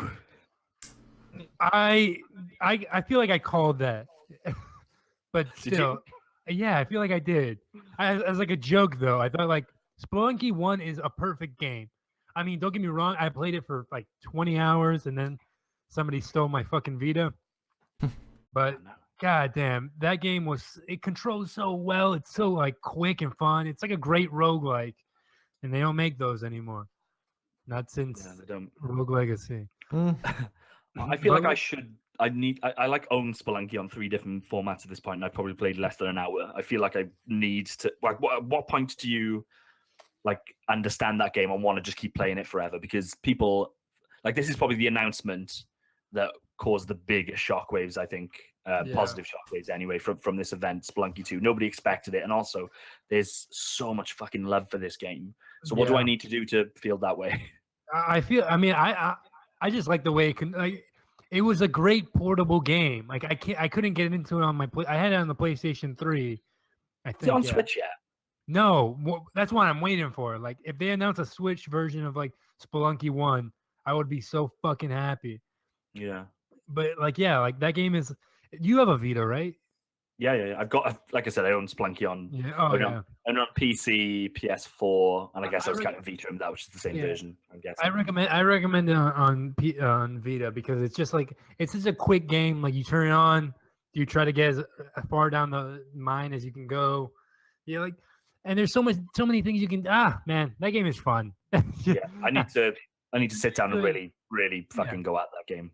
That could be the one that kind of fills that Rogue Legacy hole a little bit, maybe. I'll fill your Rogue Legacy hole. Have you played it, Melon? Because I've not played Spelunky before. Spelunky? Sounds like a good Switch game. Have you played it? Oh, I haven't. No. Yeah, well, that's something to find People on. Is it on Steam? Yeah, I think. Yeah, totally. Okay, I'll stick it on my wish list. Try it out. Ghost of Tsushima. Tsushima. Do you not pronounce the T? Tsushima. Tsushima. Tsushima. Tsushima. No, it's like General Tso's. So this is, remind me of the studio's name. It's the infamous guys, isn't it? Sucker Punch. Sucker Punch. Yeah. This is Sucker Punch's new game. Really cool trailer. I think a lot of people thought it was going to be an ominous. Shenmue? What am I? Andre, give it to me. I have no idea what you're trying to say. The Resident Evil kind of samurai. Dynasty Warriors. Bro, you're high as shit. Ominous. Neo. That's what I'm talking about. Neo. Neo. One of you Dark must know what I'm Souls. talking about when I talk about. Oh, Yes, Amanusa. I know what you're talking about. Hey, doing the I'm Manisha. So a lot of people thought it was going to be a new one of those, but it's not. A new Amanusa game. It's a new Sucker Punch game. These are the people that did Infamous, and it's going to be a sound. And you can kind of imagine it. I'm thinking like Tenshu, that kind of thing, you know, like going around Japanese rooftops and killing motherfuckers with big swords. Do you know what a ninja is? Apparently, a ninja is an outcast samurai. What I heard. Really? I didn't know that. Maybe it's bollocks, but that's what somebody told me. I think the trailer suggested that it was going to be like ninjas and samurais bringing the two disciplines together and creating like the ultimate discipline. There seem to be many things actually. What they are. It looks really cool though, doesn't it? Yeah, I like the Great. trailer, but God knows what it is. I'm gonna wait before I get excited. Well, have you played any of the Infamous games? No, I tried to get it, but I tried to get it with the PS4 Pro, but they'd sold out, so I just got PS4 Pro. No. So like really, and they did. What was the raccoon game that they did? Sly Raccoon. Sly Cooper. Like Cooper. There you go. So they're like open world games, really kind of tight platforming kind of elements, running across like ropes between buildings, that kind of stuff. So it totally makes sense for them to do this kind of period ninja type game. Are they also making Spider-Man? Isn't Sucker Punch making Spider-Man? No, that's Insomniac, Oh, okay. the Ratchet and Clank people. Yeah, so that's cool. Guacamelee 2 was also announced. Awesome. Oh, a ninja is Guacamelee. it's not a ninja. It's a Ronin, whatever a Ronin. Why are you looking at what a ninja is? Guess I'm intrigued now. Anyways, Well, no, Guacamole. Running and ninja is the same. Oh, there's a Kotaku Guacamelee- article about it. I never beat Guacamole. You Like, should. I- It's yeah. pretty good. Hmm. It doesn't Come take on. too long. If it's on Switch, I fucking get it. I guess it could, couldn't it? Because it's on Steam, right? Yeah, it's such a Yeah. simple game. Like I feel like it should Yeah. it's cool. control, copy, paste onto Switch. Do it. Everything needs to be on Switch. Metroidvania with really tight melee combat, and the second one seems like Metroidvania. it's got this there's like a blue and red filter that goes across the levels, and like if you're in the blue zone you're safe, and if you're in the red zone you're not. And that impacts like if there's part of the scenery that'll hurt you, or like enemies can't be hit if they're in the red zone. The trailer looked really good, I thought. Yeah. Well, great. Just okay. Yeah, I'm not interested. Talking about that. Talking about meh. Destiny 2 DLC. I'm pretty sure that was announced at Paris Oh Games my Week, right? God, doesn't it look mediocre? It looks so generically Destiny. Yeah. Oh look, somebody's come through a portal, and then literally the woman says to you, "Go to Mercury." I'm like, no, I don't want to go to Mercury. I don't want to. I think I might be done with Destiny, guys. That's the way I feel right now. But there are Yeah. new raid features. Not a new raid, I but new fucking raid hate raids, so- features. Fucking hate raids. Oh, you Melon. Melon's a big Destiny fan. You're about to start a new character this week, aren't you? Yeah, I have to start. I have to make a Titan. Have to. Yeah, see, that's the tone. I'm going to have to. It's not that I'm going to have to make a Titan. Yeah, but I have to because the game is good. Are Yeah, of course, yeah. you still enjoying it, Melon? Huh? Are you still enjoying it? Yeah, kinda. It's just like the first Destiny. It's like it's gonna be good in a year. It's probably gonna be really good I in a think year. it's good now. Like, I need really more enjoyed. content. I need more content. Yeah. I've got to the That's point always been the problem with Destiny. with my current character Like, on Destiny. I've got to the point where it's like, yeah, okay, I can't really level it up until the weekly stuff comes around on a Tuesday. That's the next time I can really level it up. So, because they're punishing you for playing the game. It's like, oh, you played the game too much. You need to take a break. Come back on Tuesday, and then you can level up. Yeah. Like, well, Yeah, like, and I go into that cycle every week. I would kind of go and do a lot of the powerful gear stuff, and then I tried to, like, I think like Wednesday evening, I picked it up and was like, oh yeah, I haven't done the Destiny stuff. I logged in, looked at what you had to do. Is like, right, go and do go and do public events on Earth. Went into, like, loaded Earth up, and then just thought to myself, why the fuck are you doing this? Hmm. So that I can get to 305, stop playing it, and then a DLC is going to come out and raise the cap to like 340 or something. No, I'm definitely going to put. What I'll probably do is just put it down, and then when the DLC comes out, I'll just do the single player stuff. But I think Destiny just isn't what I want it to be, which is sad because I really enjoyed playing. Like I was so hot on Destiny 2. I think what we probably don't keep in mind are all the improvements that it made over the first one in terms of just like usability stuff. And I bet if you went back and played the first one now, a lot of that stuff would be really, really jarring. But at the same time, But you could at least just grind. You can't even grind in this game. yeah, totally, yeah. Mm. Yeah. I wish I could grind. I actually looked today. I put on Twitter an image of the Crucible playlist and stuff in Destiny 1 going, oh, they were the days. They were the days when you could actually choose which game you want. You don't have to play Supremacy every single time or Control. You know, if you just want to play Clash, which is what I just want to play, you know, you can actually do that. I don't mind if they give, okay, you can get some powerful gear or you can get some XP or whatever. You can do all these bounties, but you have to go in these certain types of, Supremacy or Control instead of just, no, we're going to randomly pick. A lot of people thought that they might change it. So once the game had been out for a few weeks, they'd change back to the playlist where you can choose which one you want to, which mode you play as in PvP. But I'm still waiting for that, if that ever is going to happen. I just feel like the PvP just feels totally tacked on. But it's, I know you didn't play PvP, John, but for me, PvP is the best bit about Destiny. I've started playing it with Destiny 2, and I quite enjoy it, but it is so limited. Yeah. Is it why they made it so limited? When the first game you could go to maximum light just by playing the Crucible, and you could just play game after game after game, and chances are you'd get something slightly higher, you'd get better and better, and you'd reach the top. Here it's just like, no, you've got three options. You've got quick play, and you've got competitive, which is not competitive. I don't understand why it's called competitive. It's just different kind of matches. And then there's the trial stuff, which you have to be in a group of 4 for. It makes me annoyed because that's what I loved about Destiny 1, and I just wanted to play loads of PvP. Yeah, it's so sad that they just haven't done what I think they could do with that game. There's like, I think regardless of the leveling stuff, like I want to have a Destiny that I feel like I want to play regardless of whether I'm going to level up or not, and they just haven't made that at all. Like I don't think they're pleasing anybody at the moment. So yeah.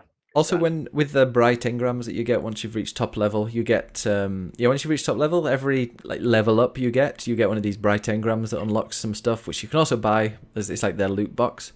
And in PS4, like every bright engram, I'd say 50% of all of them, I was getting an exotic, like an exotic emote or an exotic ship or an exotic little vehicle that you can drive around on.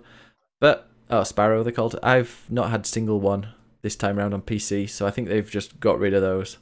Yeah, they've turned down the ratio or something. Definitely, like I've not had a single one. I had nearly all of the exotic emotes.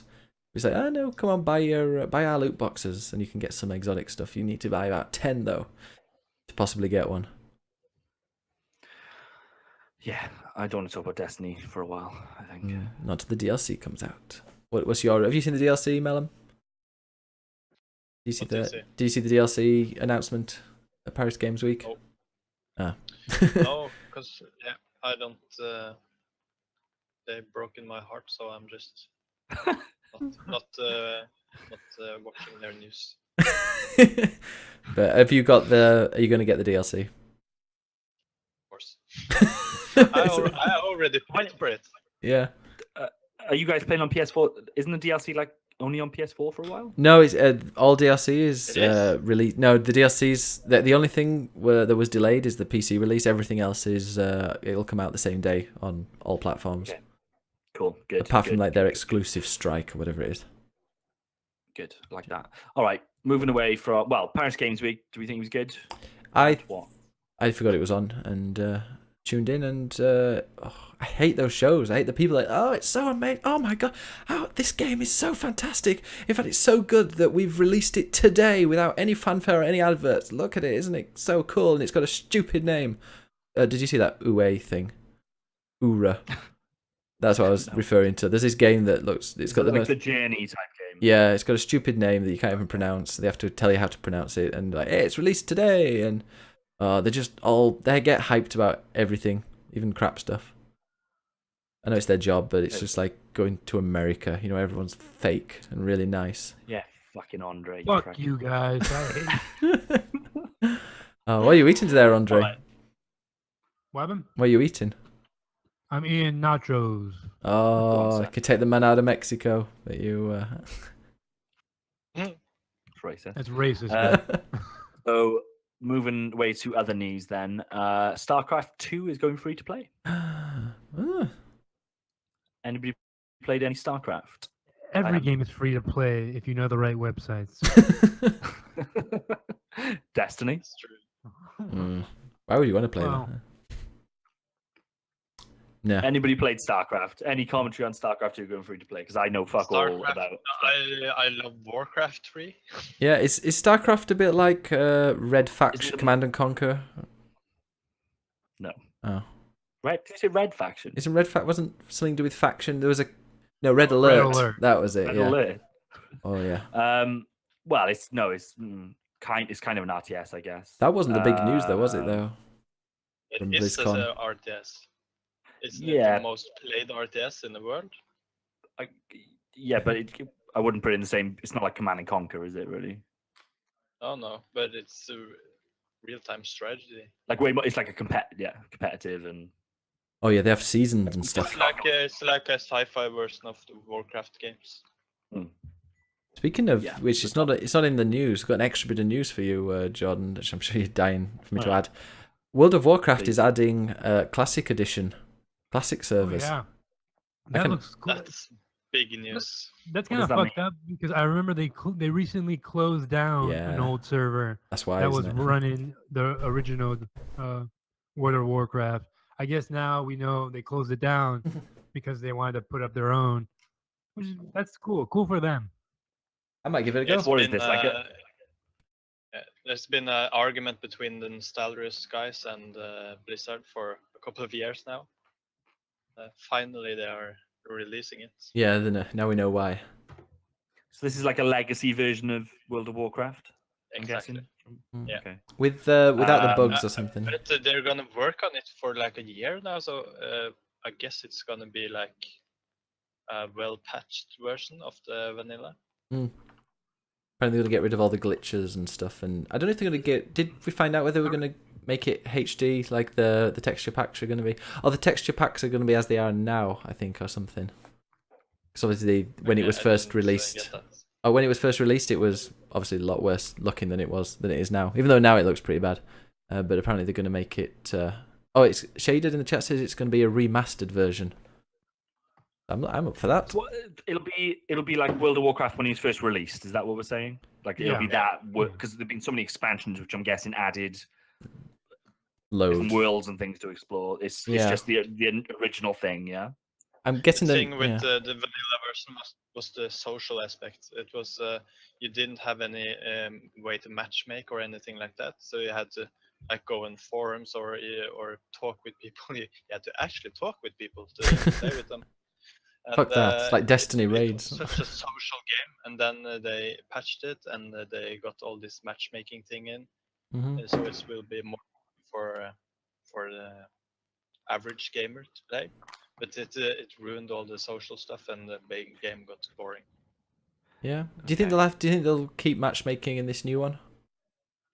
I hope not, but probably yes, Yeah. because they're stupid. We'll have to Very play. stupid Blizzard. Yeah. We'll have to. I'm gonna play a bit because I missed it. I never had a decent enough PC to play it when I was a kid. I used to be so jealous of my friends who played it because that was, to me, that's like the perfect video game. It's like a really cool fantasy, orcs and knights and elves and stuff. Massive MMO that you can just progress over years. They were the days. Oh well.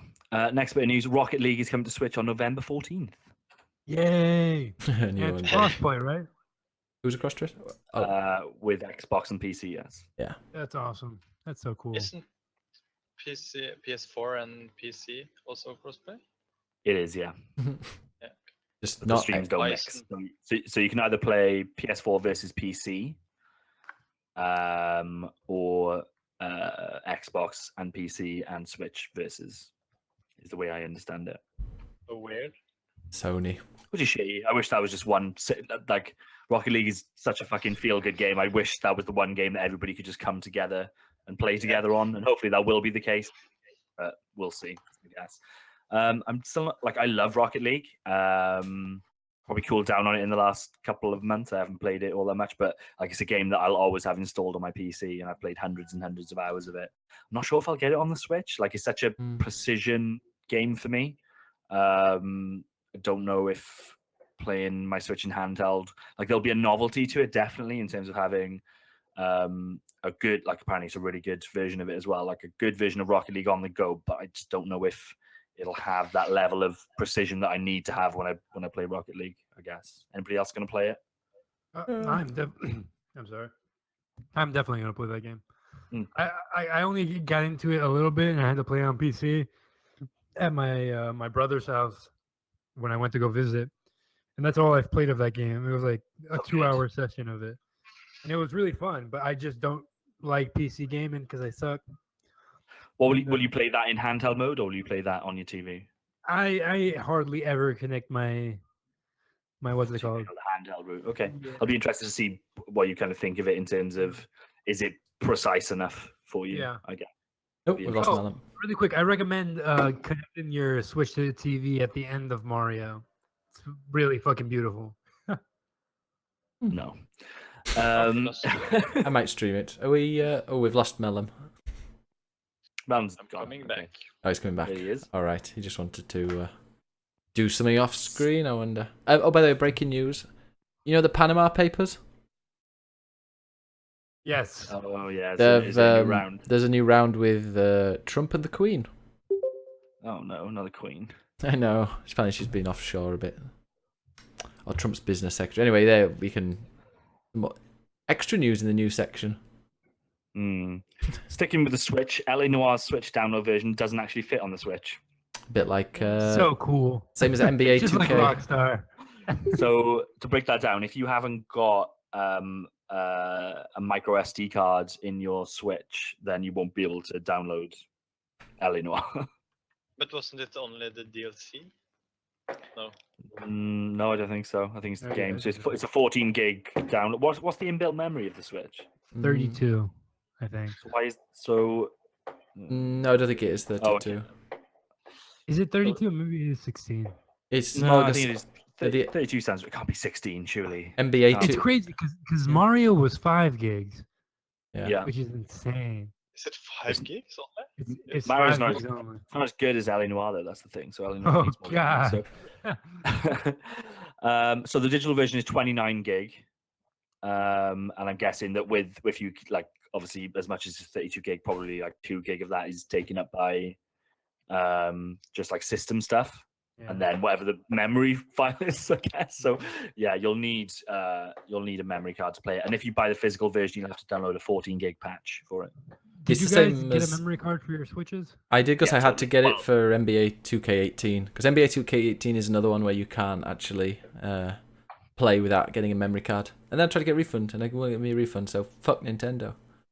And fuck I need to get one. You guys have to send me a link to like an Amazon page for a good memory card because I don't know how to shop for like the micro SDs. Oh, they're really cheap. I don't know.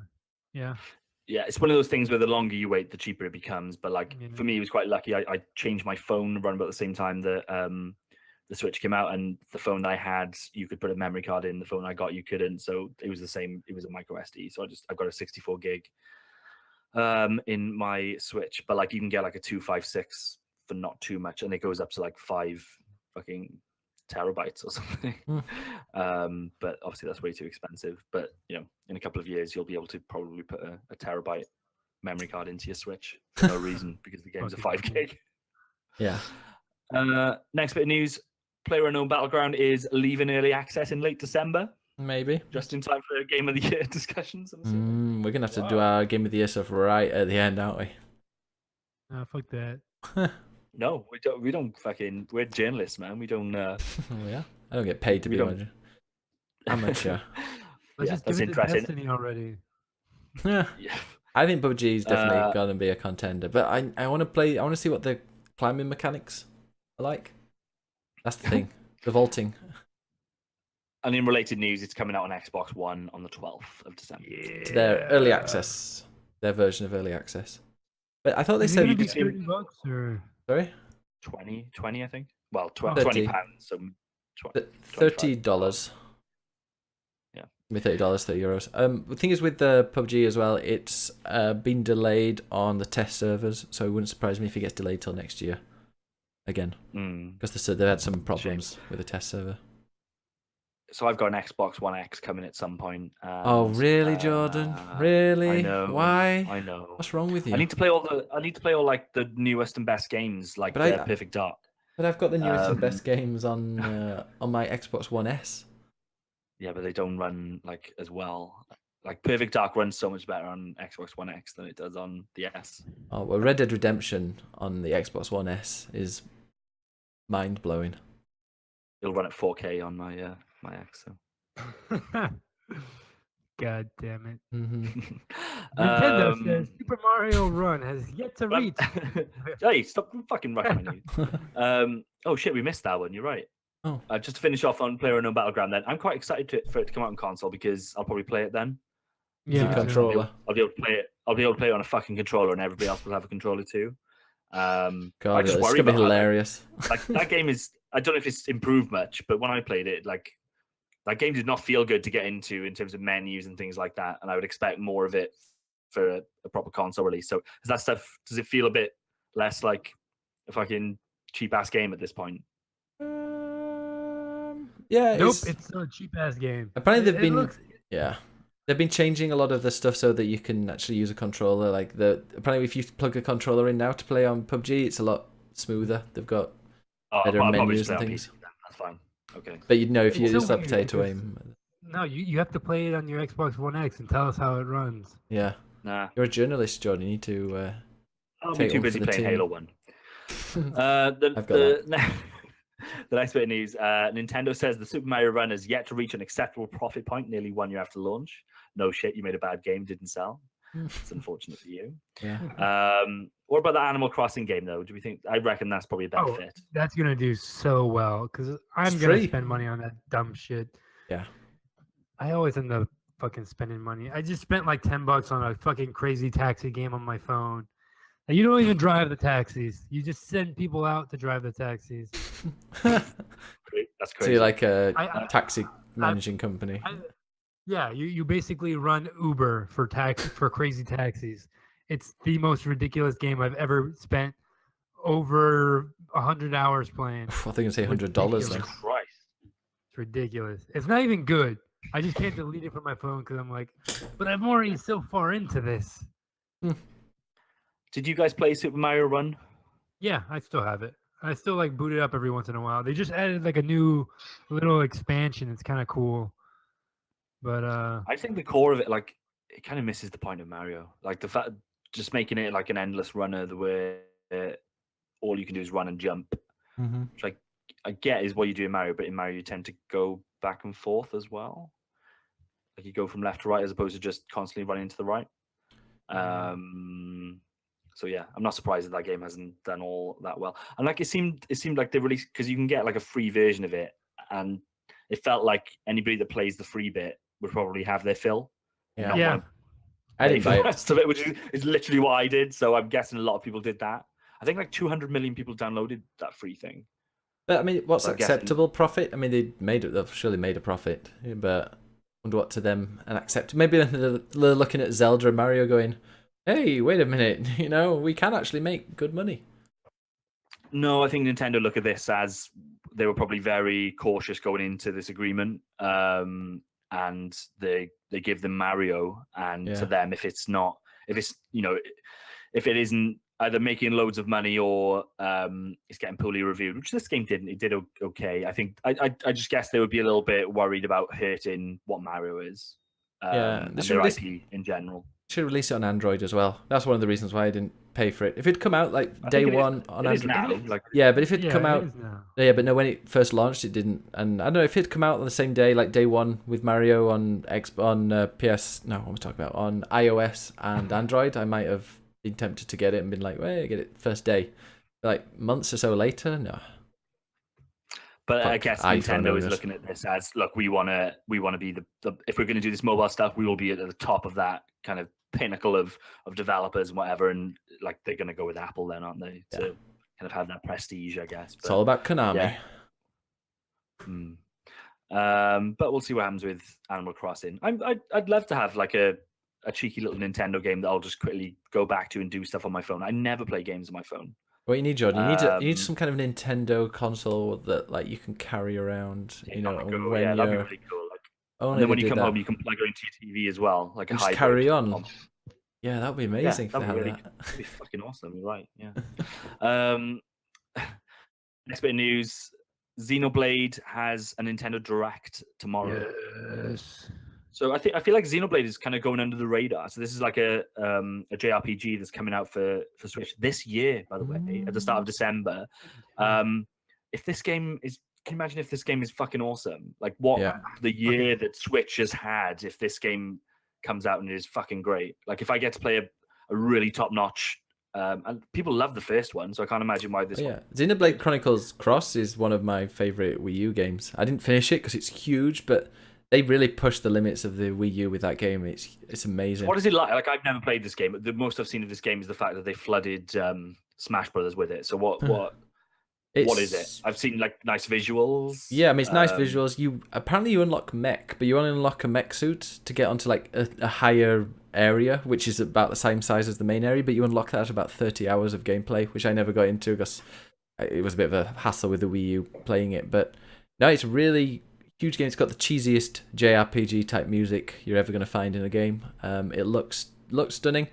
The story, I think I don't know if it's to do with the first one or something happens where anyway I crash land on this alien planet, and then I have to find a few pods where other people have also crash landed, and I can't remember the story very well, but it's a really good story. It's quite easy to follow.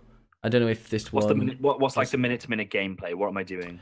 You're going around, you're attacking monsters, like sneaking around past like these massive monsters. But it's a lot of exploring. It's not like, but it's real-time combat. Yeah. Yeah, it's real.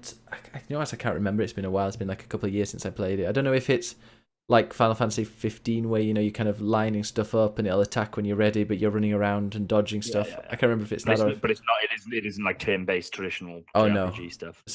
No, I'm pretty sure it's not. No.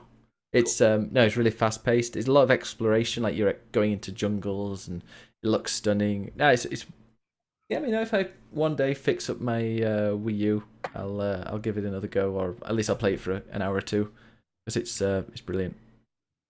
Yeah. And this I think could be amazing then. I would just it would be really good to see a kind of third-party AAA title like this come out on Switch and do really well, because obviously we're spoiled for choice in terms of the Nintendo first-party stuff, and I've got to assume that will die off for a little bit now Mario's out. But like if they finish this year with a really, really fucking good JRPG, fully formed JRPG, like wow, Switch has killed this year.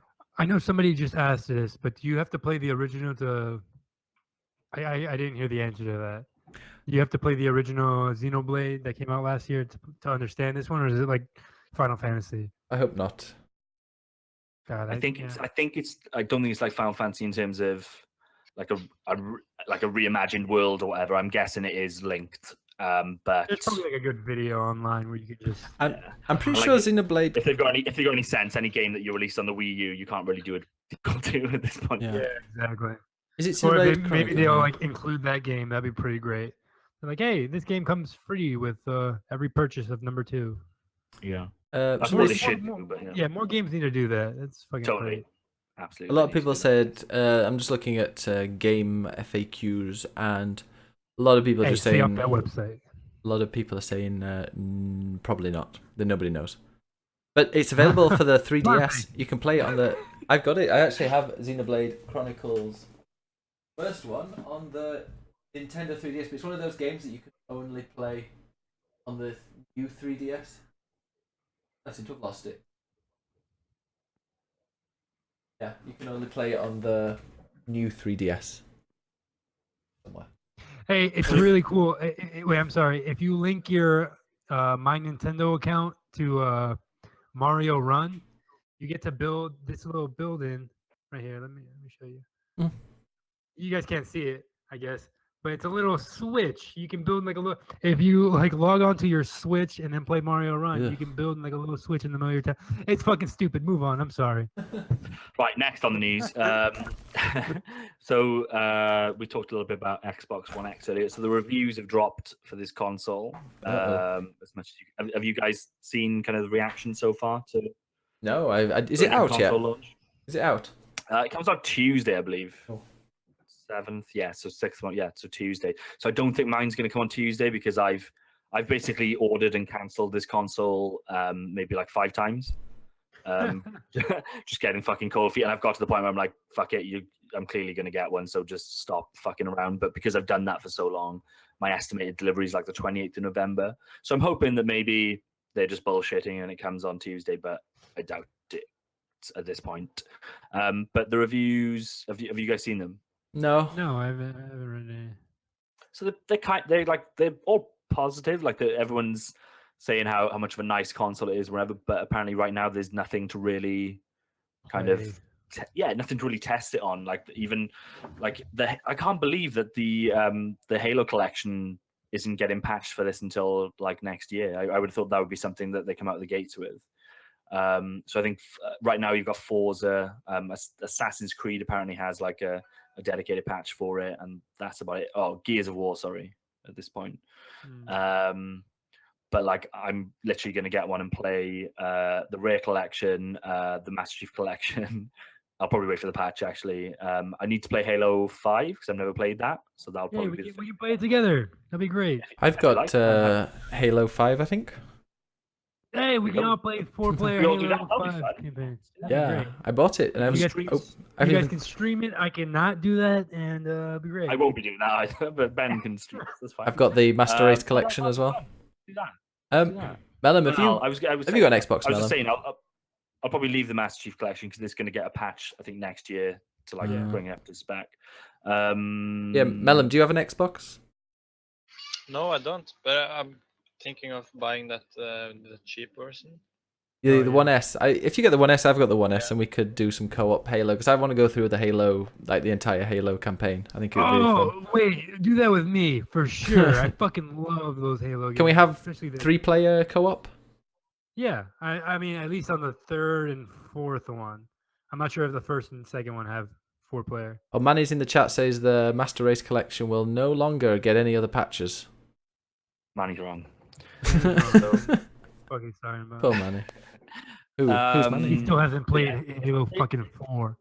It seems like a really nice piece of hardware. Like I'm throwing Xbox a bone because I really don't fucking need one of these. And I think the thing is, like, especially as somebody that owns a decent gaming PC, like they're doubling down on everything that they release first party going forwards, and they'll probably be encouraging their partners to do so as well. I'm guessing is that they're gonna dual release it on PC as well. So it is like I don't feel there's that much buzz around this console, to be honest. No, a lot of people are saying that. I understand. I've seen a lot of people say they were disappointed, but then a lot of people like saying, "Well, it's not going to be like a high-end PC at that price, so quit whining." Yeah. Okay, it's been like I've wanted an excuse to buy an Xbox for a while. I like Xbox. I like kind of for me the Halo thing is what sold it. I want to be able to play Halo again. Yeah. I haven't played the latest one, and because Destiny's fucking just let me down at every turn, I'm just gonna go back to Halo.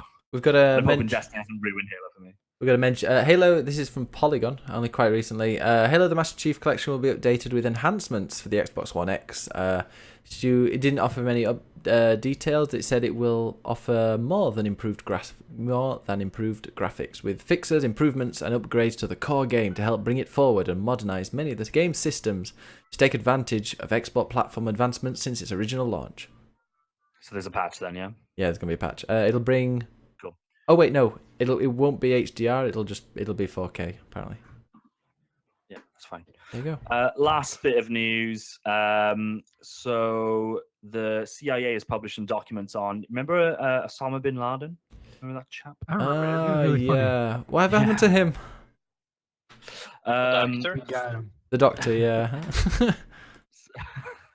So they've released some files because obviously they fucked up his compound, or whatever, and they got some documents out there. Oh. Like a smash and grab deal, but they found out kind of what that fucker was up to when he was there, and there's some media and stuff. So first of all, he had a Steam account.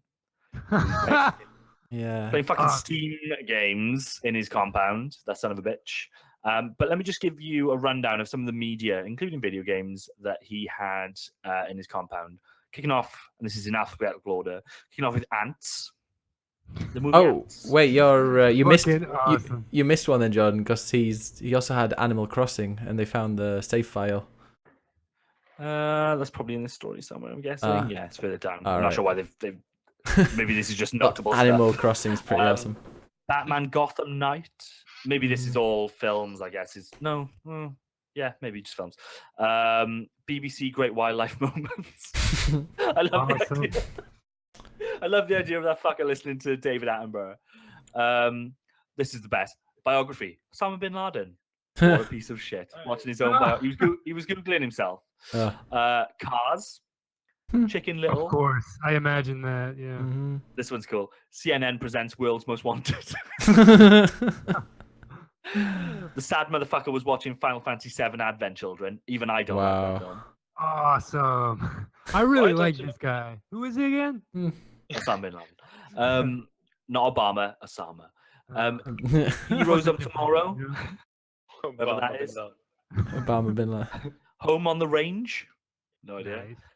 Ice Age, Dawn of the Dinosaur. Is that not the Yeah, first sure. one? There were more. I would want You to must kill have had American a lot of Hero. children or something. Yeah, I'd hate to burst Jordan's bubble that they did find. Apparently, there were like 12 to 14 young children, including like with boys and girls that lived there. But it just make me laugh thinking that he was playing Animal Crossing. And Well, yeah, he probably put Ice Age on for the first date or something, you know. A CNN documentary called "In the Footsteps of Bin Laden." Jackie Chan Adventures. Nice. That was downloaded from My Eggy, which is an Arab pirate website. yeah, a parrot website. Some National Geographic documentaries. One called Kung Fu Killers, another called Inside the Green Berets, another called Predators at War, and then World's Worst Venom. Oh, Peru Civilization. He was watching. Of course. Resident Evil. I'm guessing the film. What a cunt. yeah. The Kremlin from the Inside, which is a documentary recorded by Al Jazeera. The Story of India. The Three Musketeers. Tom and Jerry. Of course. And then finally, he was watching something called "Where in the World is Osama bin Laden?" Going, God, ha! that's I so know, fucking I cool. know. In terms of games, they found Animal Crossing, Okay. Super Mario Brothers, Mhm. Counter Strike, Oh no. Army Men 2. That's his worst crime, I would argue. What is Army Men 2? It sounds like something like a Toy Story knockoff. There's Kinda little Army was. Men. Was it those little green men? Yeah, remember when they had like a game out every 6 months on like PS1 and PS2? That's where it's Oh, I do coming remember from. that. Don't know why it just triggers something in my There you head. go. Then. Osama bin Laden. Check Not, that out. he's a human too. That's right. Yeah, I recognise it. Yeah, that's right. It Yeah. was. Okay, so he was actually a decent guy then. Yeah. So is that our? Yeah. Well, can't. Should have had a That trial. led to CS Counter Strike. Yeah, but every time he he's went. also on a terrorist team though. Yeah. Oh no, I can't be on that team. But people are saying that like he wouldn't have had access to the internet, so it's a bit unusual how he would have got. They had Steam, but they think it was like smuggled in on a hard drive because you can't really have the internet in a cave. Oh wait, he was in a compound in He wasn't Pakistan. in a cave, he was in a house. That's He true. was like Mansion. near like the capital city. They knew he was there. And they got angry when they killed him. When I say they, I mean the Pakistani government, not the Yeah. US. I'm not a fucking gonna idiot. say, man. I'm not a fucking moron. All right. So yeah, Bin Laden did nothing wrong. Are we gonna move on to? Bin Laden was right. This is a joke, by the way, before any, as John say, the crazy leftists get upset at it. Shall Well, we? they probably agree. That's how fucked up they are. Should have had a trial. Hey. Okay, Down let's with capitalism. let's go into question time.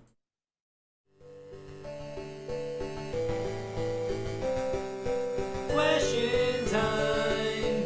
Time to answer questions that have been in all of our minds.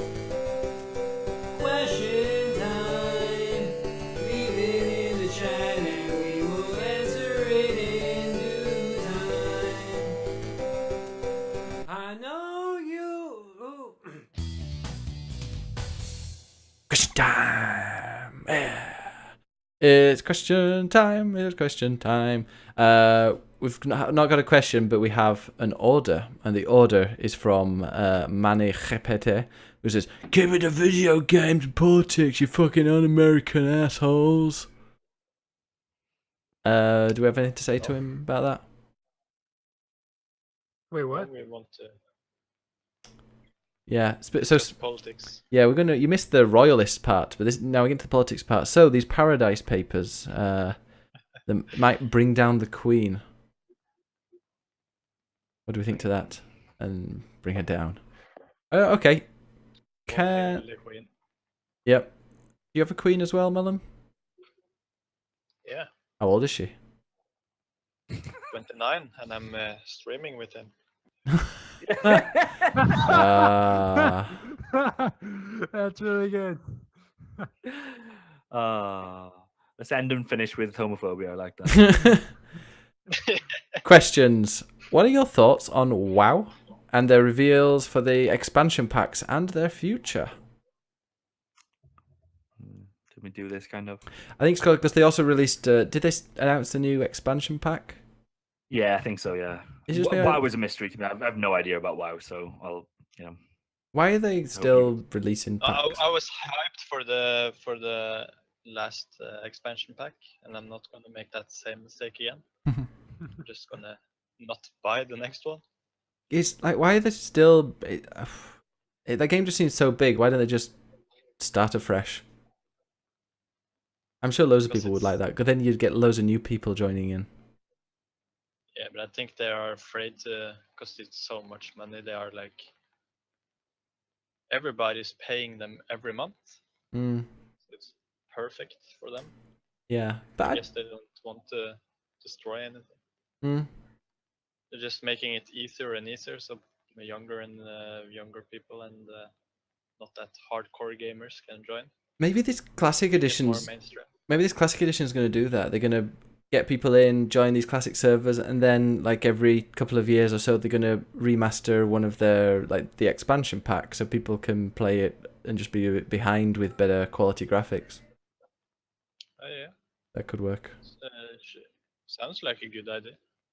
But well, Blizzard, you never know. They might do that. What about you? Are you talking about racism in the chat, Jordan? Oh God, when is he not talking about racism in the chat? Guys like Colin Moriarty's right here. Yeah. Who's this Jewish person? Larry David. What's he said, Jordan? Larry David is a phenomenal comedian. Is he racist? And he made some jokes on TV, and now he needs to step down as being a comedian because he told a joke. Was it a racist joke, Jordan? Well, he's a Jew and he told a joke about Jews, so it's up to you, I guess. I think hundreds of black guys have made a career on it, but it's up to him. So he's risked his job. He knew the consequences of upsetting the liberal agenda. Just gonna need to deal with it, I suppose. Oh, he's the inventor of Seinfeld. Was that like the unfunny Frasier?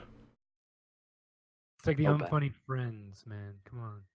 There was a funny version of Friends? I missed that one. Hated Friends. Should I just... I did not like Friends as much as everyone else did. No, I liked Frasier. It was more intellectual. I as I grew older, I learned to like Frasier more. Like I used to love Friends, and then I saw Seinfeld, and then I saw Frasier, and I'm like, oh man, like fucking Friends is like a shitty thing. Yeah. It's quite simple. Yeah, I think it's like for simple people. Yeah. It's kind of like they walk in and be like, "Hey," and everyone in the audience starts laughing, and you're like, "Well, what's funny?" I like the fact you clearly didn't want to be patronising with what you just said. Yeah. Joe. Well, then I saw that Manny was getting offended, so Simple people. I thought I'd push him over in the chat, going, "How dare you!" Is it Can he quit the show? Why is he in the chat? Yeah, how dare you? Oh, Manny or Arnie? Arnie? I thought you said Arnie. Like those aren't real people. Annie. Is it canned laughter in Friends? It must be because they can't Yeah, find totally. people to laugh at that, can they? I'm fucking allergic to that. Mm-hmm. Frasier the doesn't. show. That's one thing I like about Frasier. There's no There's no canned laughter. Is there I not? like that too. Pretty no. sure. No, it's just like it's funny, and they don't need other people Yeah. to laugh.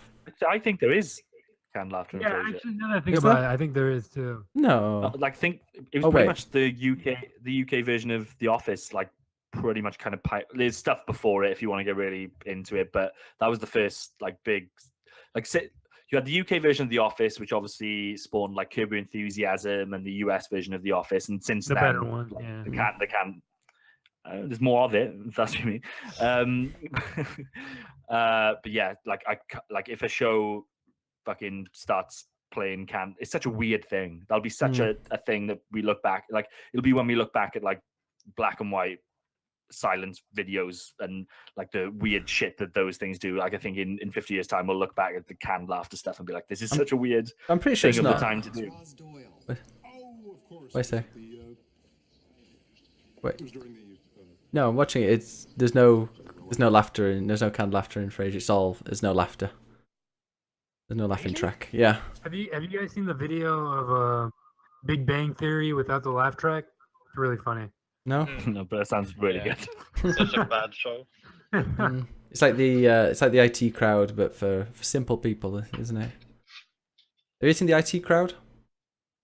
No, I see it on Netflix. I should watch it though. It's really good. Really good. It's really patronising towards women.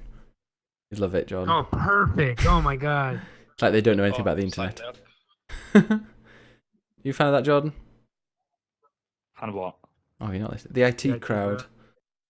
No, I don't like the guy with the afro. He gives me nerves. Oh, is it because he's black? It's type of comedy. Okay, okay.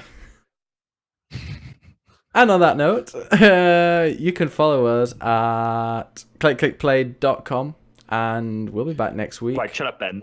I'm watching an episode of Frasier and there's totally fucking laughter track in it. So I don't know what you watched. Is there? Maybe I was... Did you watch a video called Frasier without the laughing track? Maybe. No, did Frasier have a laughing track? Did Frasier have... Yeah, Frasier has a laughing track. Of course it does. Huh. It's a sitcom. Okay, Yeah, maybe... of course. Yeah. Okay. You watched the video that's called Frasier without the laughing track, yeah? No, maybe I just looked at a bit that wasn't funny. There we are. When Al dies. It's good. It's good. It's Frasier. It is really. I love Frasier. Yeah. Yeah. It's better than Seinfeld. I've never watched Seinfeld. Should I watch it? It's one of those you don't mean, always get. yeah. Everybody says it's so good. I hate Seinfeld. So boring. What's the best Norwegian comedy show? There isn't any good ones. Their politics. Yeah, don't you have that random that political program that was really popular on BBC 4 in the UK? Oh, what was it called? It was like a Norwegian politics drama thing. What? What was it called? Everybody It's was called watching the it. Norway. It's Oh, what is it called? It was really popular. It might not be Norway. It might be might be Sweden. Another country like that. Just other countries, yeah, okay. That's Thank you fucking again, racist.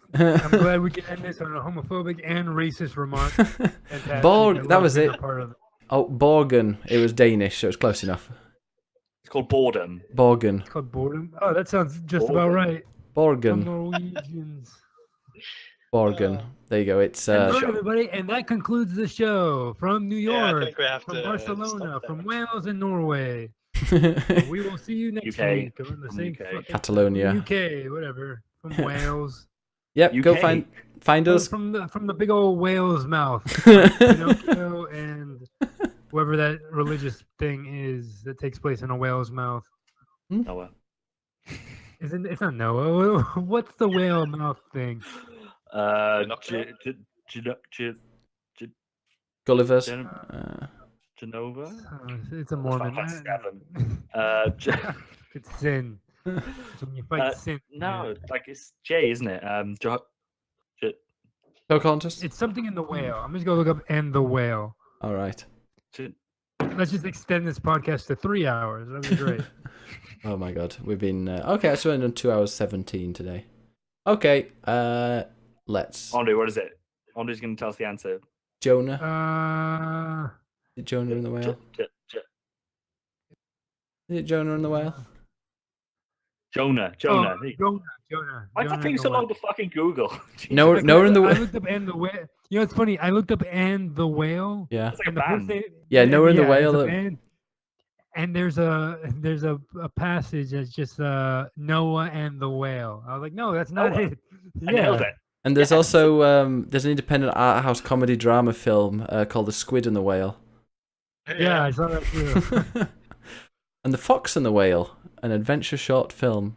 They don't seem like likely friends. Okay, but let's go. Clickitplay.com, BiggusBennus on Twitch, Melon Mannon on Twitch, Jordan Reese on Twitter.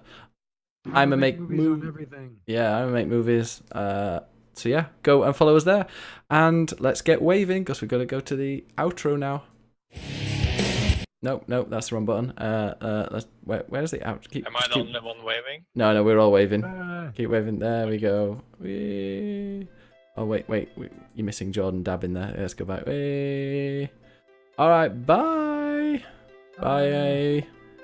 Oh, I don't know. I'm still waving because I don't need to wave anymore. But this is where the bit where everyone can hear us, so don't be too terrible. Bye, everybody. Racist remarks. Bye. Woo. Bye. Stick around and we'll host somebody. Woo. Bye. Bye, everybody. Bye. Thank you for tuning in for some fucking reason every week. Yeah, you're very kind. Weird but kind. I'm still waving. Got a bit limp-wristed there.